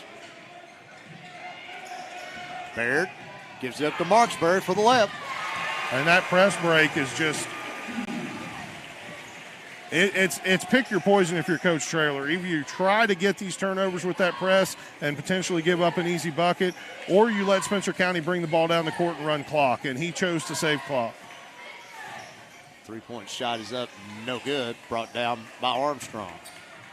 Earhart, Cox leaks out for the left. Cam's wanting to dunk one, ain't he? Oh, he is. I earlier before the game saw him put one down, so he wants to. Hunter. Over to Jones. Shots blocked by Baird, and that's going to be number 5. Yeah. Keaton going to foul out with that one.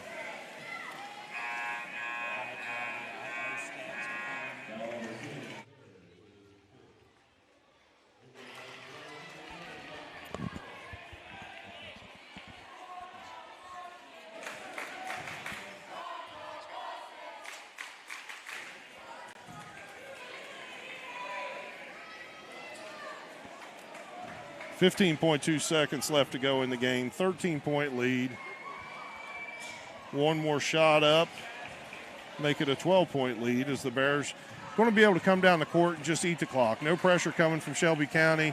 Spencer County going to walk away with a big, big victory in the 30th district to keep themselves in a good position, really, Bo, to be able to pick up that second or third seed in the district tournament. Yeah,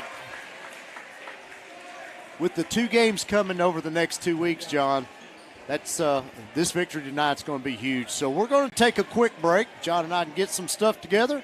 And when we come back, we'll have some final thoughts. Spencer County 75, Shelby County 63. We'll be right back on GHP Sports.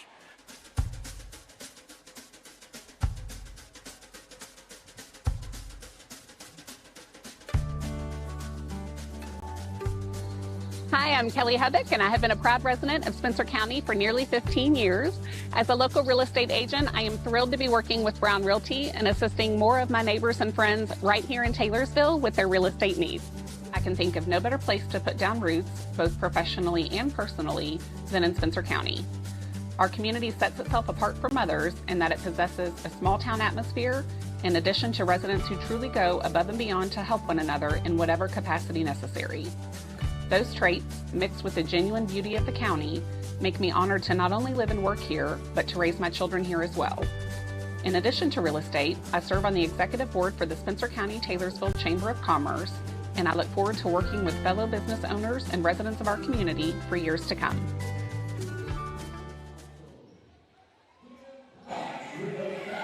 Back at Spencer County High School is Spencer County. Spencer County defeats Shelby County 75-63. And we just found out that we need to get Jackson up here. We can talk to Cam too. We did just hear too that Cam Cox scored his 1,000th career point tonight. So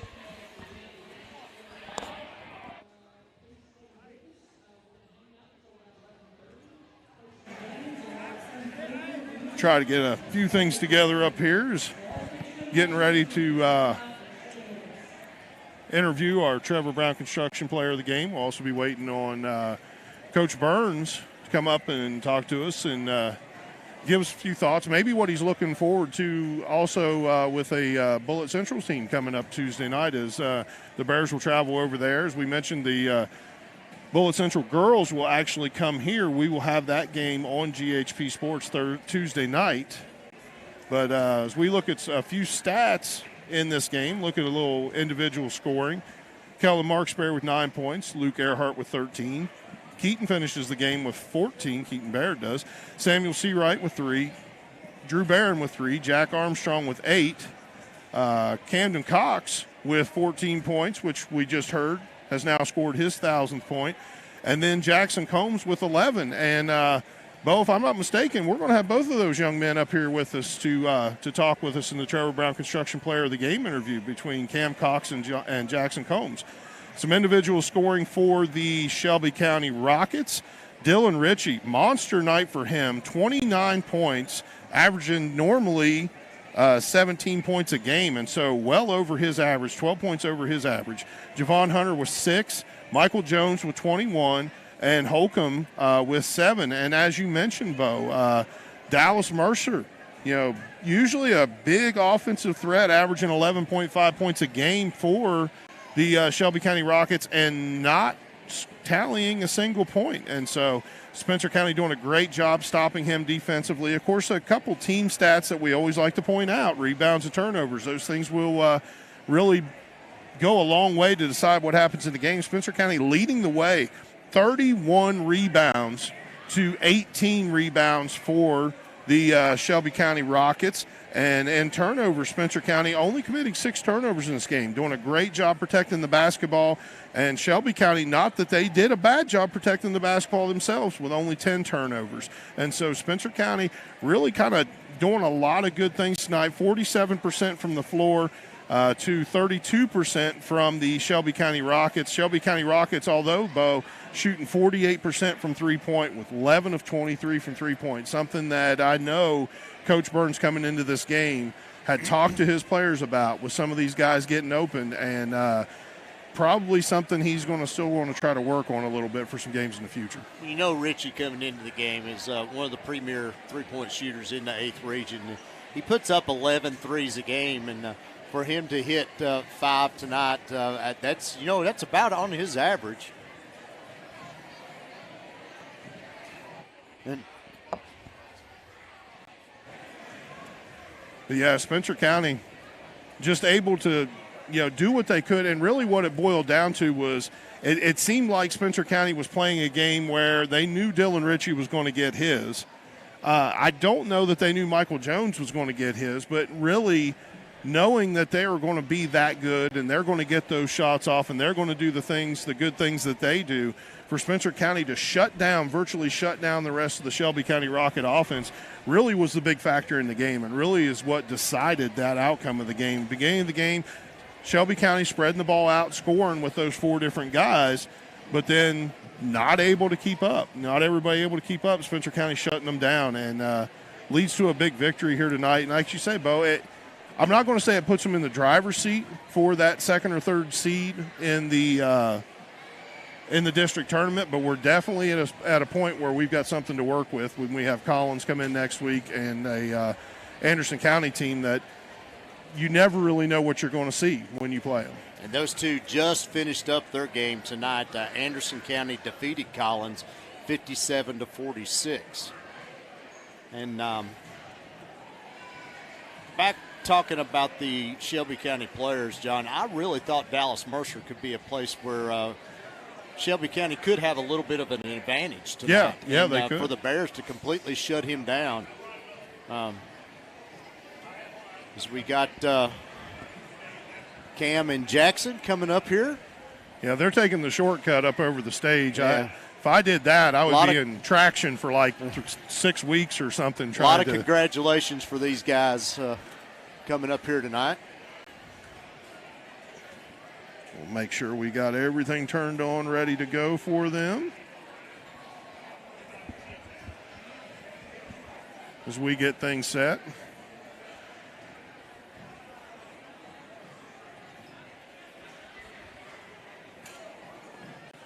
Come on in here and we had to get rid of the lazy boy. Howie took advantage of it too much. Yeah. But he'd sit up here and get out of the way. Calipari us quite a bit. We got another headset coming in here for Cam. We'll have a microphone for you guys to share. Can you hear us fine? Yeah. You got us good? All right.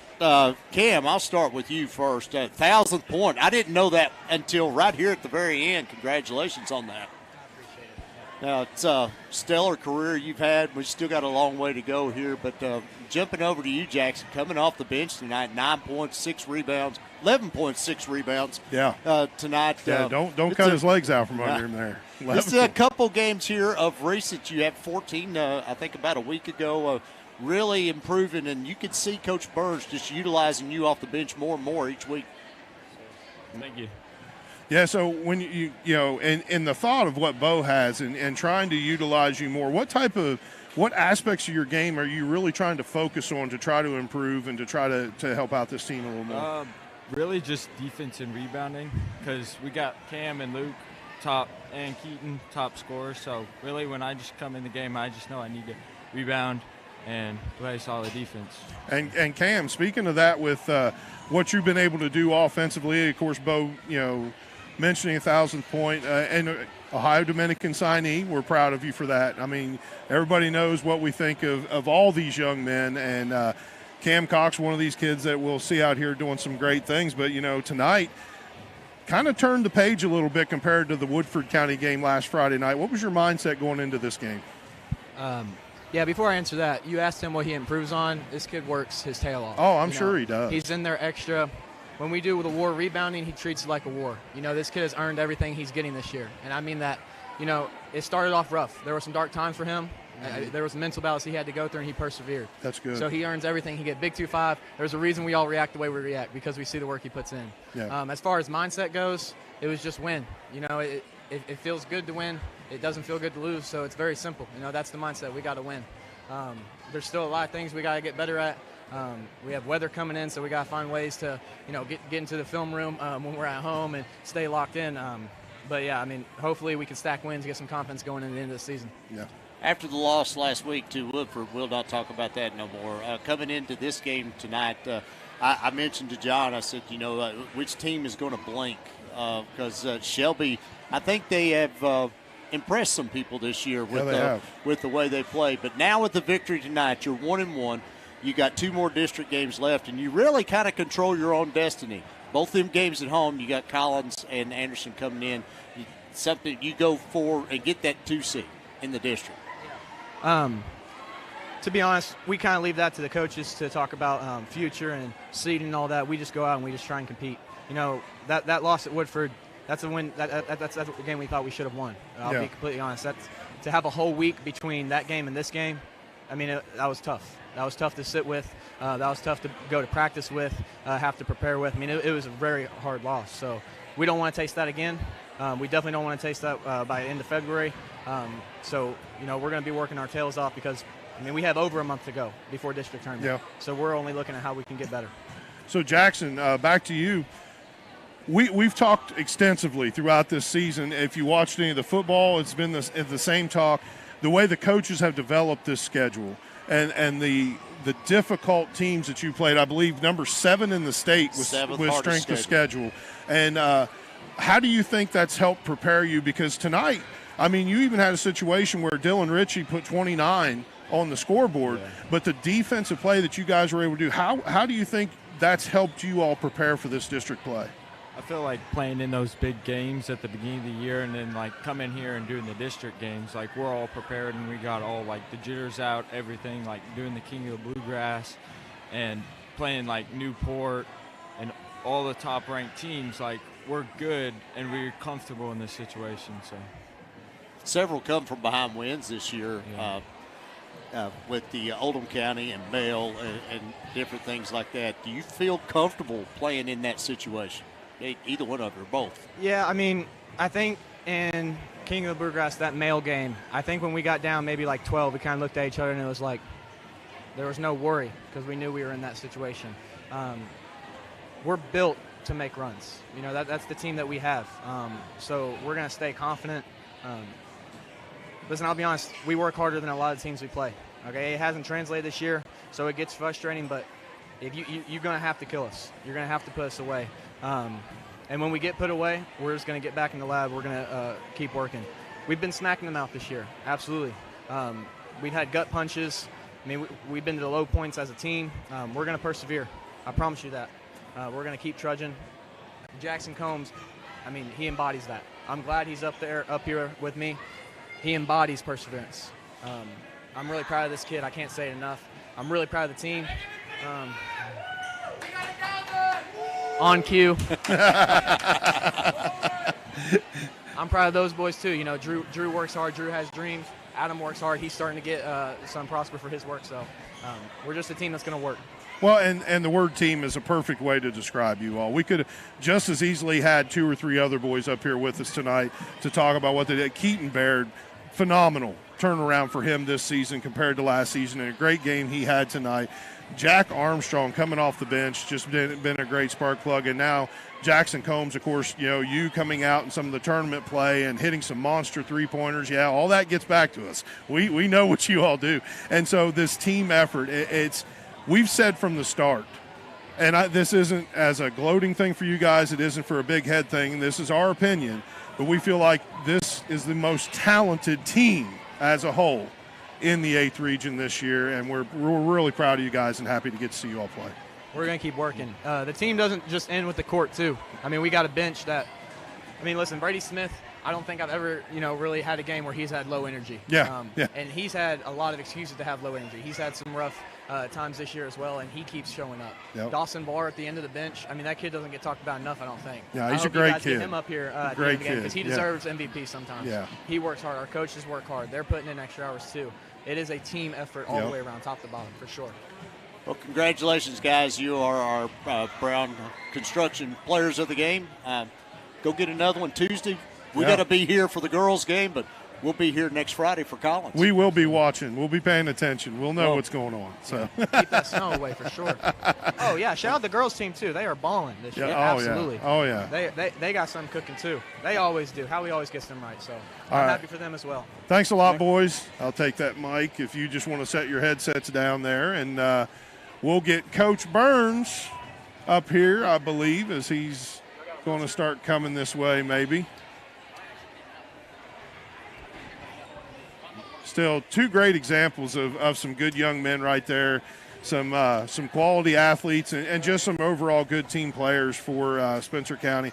Love the fact that so much credit goes to their teammates and and the things that they're able to do for them to help them out, and the wins that they're able to get. But now, Kelly Hubbard coach's interview, we got Coach Jason Burns with us as he's got a new earring hanging off of that headphone. There we go. I think it's still on. Great game, Coach. Thank you. Yeah, congratulations tonight. Get that first district victory out of the way.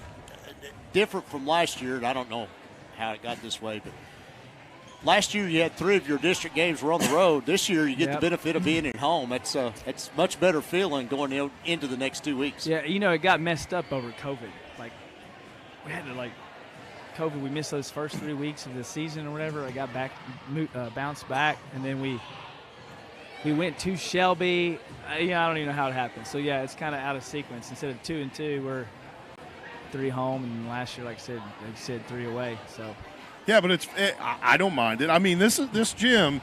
I mean, let's talk about the people that come out. We love the fact that people tune into GHP Sports, don't get me wrong.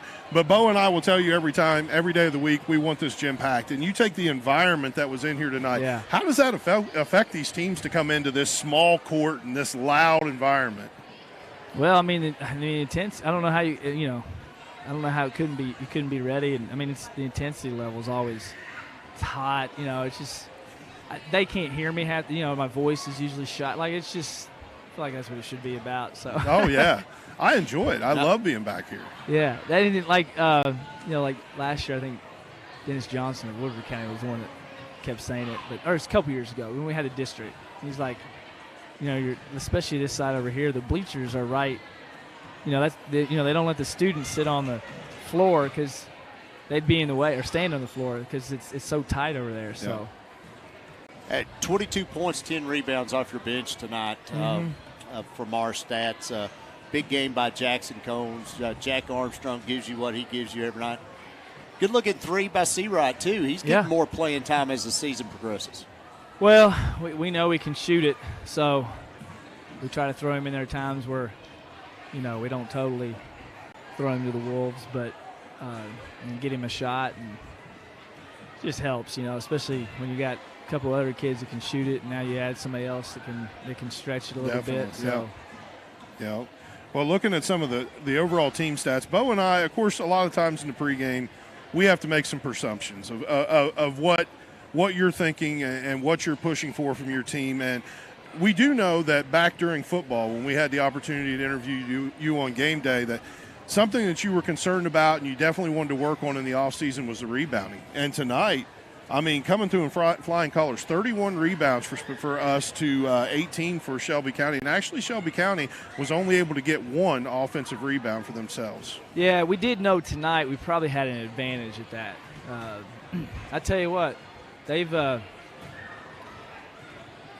since we've got back from Florida, it's been let's just say we're not too worried about if there's any injuries coming out of practice. So, like, they've answered the call. Like, we've had to pretty much go old school, If they could give us those leather helmets, we would have those things on. I mean, we did that. And, we divide the teams up now, and, so it's a different team every day. And, they pretty much figured it out. It's for the rebounding drills. That's the only reason why we're separating those kids for that, for the whole practice. But it's for that. So, and we still got a long ways to go. I was really happy. We've really struggled defensively all year. So much so, like in the King Bluegrass, we were playing junk defenses, and we were almost to a fault. We were mixing so much stuff up, just searching for answers. Mm-hmm. And we didn't play great there that last quarter. And there's some stretches we still did, but to be able to just. It hurts my soul that we don't play. That we can't play defense, and we did. We were a lot better, and we were a lot better. We've been a lot better since we came back from break. Since we've gotten more practice under our belt too, and but tonight to be able to play as much man to man, 80-90% man, and feel pretty confident about it. That's we haven't really had that all year, so that's a big plus. Well, and Shelby County too. Trying to work off that man defense. A lot of pick and roll action. Dylan Ritchie able to get some mismatches from time to time going down the lane. Also able to find some open space. Put 29 points on the board for Shelby County. But, that's one of those things. If you come across him again, how are you going to attack that? How are you going to try to slow a young man like that down? Because we kind of debated. There's been some times where we'll throw a guy and just say, look, this is your, like Kellen, just you're take him out. Yeah. But man, they run so much stuff and screen, and like we just really actually thought like other players were going to start hurting us more too. So not that we, and we were really focused on him. So I mean, and he's a heck of a player. He is. And heck of a shooter, and he's tough to guard. But like the biggest thing was, I think tonight we didn't have like just a ton of just breakdown like mistakes. I mean, there's been games where like it's a made free throw and they come down and the guy's open for a layup. Just like mind-boggling mistakes. I'm just trying to eliminate these. It's like one step at a time. Let's just fix all those things first. And so we really honestly kept it simple. We switched. We switched everything. We worried about all of them, because that's the other thing. They're so hard to guard because they got 300 kids that can shoot it too. So. Mercer averaging 12 points a game coming in tonight, scoreless tonight. Yeah, and the Jones kids really, really improved this year. And heck, I think he had 3 threes in the first half. So he's actually their leading percentage-wise. Yeah. 3-point so I thought we did a good. Like I said, there's some times we still, again, sometimes I don't know if they totally believe us on how good a kid can shoot it. The other thing is really, I gotta say, especially in this gym, like sometimes some not so good shooters can come in here and shoot it pretty well. So big game coming up next Tuesday night, as you guys are going to be traveling to Bullitt Central. Yeah. What do you know about them? Well, they're really young. They got another couple kids that could, shoot the ball really well. We've played them, heck, every year I've been here, I guess. They're in a freshman league, and we're pretty close to their coaches. So, I mean, they're very similar to Shelby County. They just don't have as many these experienced guards. Yeah. But yeah, going on the road and then getting our home game next Friday. Oh, and we're looking forward to it. Yep. We'll be here. We'll be here with the girls Tuesday, but we will be here. Yeah, they play next Bullitt Central as well. Yeah. Right? Yeah. We're switching spots. Yeah, so it's I opened up your game or the girls' game with rivalry week because you've got Shelby and Collins as far as district games goes, and Bullitt Central's an old district foe when Spencer was in the 29th district. Yeah. So now I've never experienced. That's before my time, but yeah, that's true. Yeah. Well, Coach, thank you for coming up here and giving us a little insight. Yep. We always appreciate you coming up here. Good luck Tuesday, and we'll be back here Friday night. All right, See you thank then. you, fellas. All right. Well, thank you. Coach Jason Burns and our Kelly Hubbock coaches interview. And, John, it's about all I have for tonight. I don't have anything extra. My stats didn't work. In this game, so Mine did. I tried to keep everybody as informed as I could throughout the game, knowing that Bo's stats didn't want to come up on his monitor, but still, we were able to pull it out. I think we did all right, and it's a good thing I can read. So we got those numbers taken quickly. care of. I will go over some other scores from around the region, and we'll get out of here. Of course. Anderson County defeated Collins 57-45. North Oldham defeated North Hardin 96-86. Wow. High-scoring game. South Oldham over Oldham County 66-22. And Walton Verona defeats Simon Kenton 66-55. And that's all I have for that. But, John, yes, sir. you get about another week, and we'll be back in here next Friday night for we'll be back here Tuesday. Yeah, we don't get another week. Girls game here Tuesday. JV game starts at 6, varsity at 7:30. John and I will be on about 7 o'clock for that. And then next Friday night, we'll have the boy-girl doubleheader again against Collins. Girls game will be at 6. Boys game at 7, about 7:45 usually when those doubleheaders come in like that. And John and I will be on about 5:30 for that game. So, John, if you don't have nothing, I don't have anything. Let's go home. Yeah, that sounds good to me. All right, your final score tonight, Spencer County picks up their first district win of the year to go to 1-1 in the district. They defeat Shelby County 75-63. John and I will see you here Tuesday night on GHP Sports.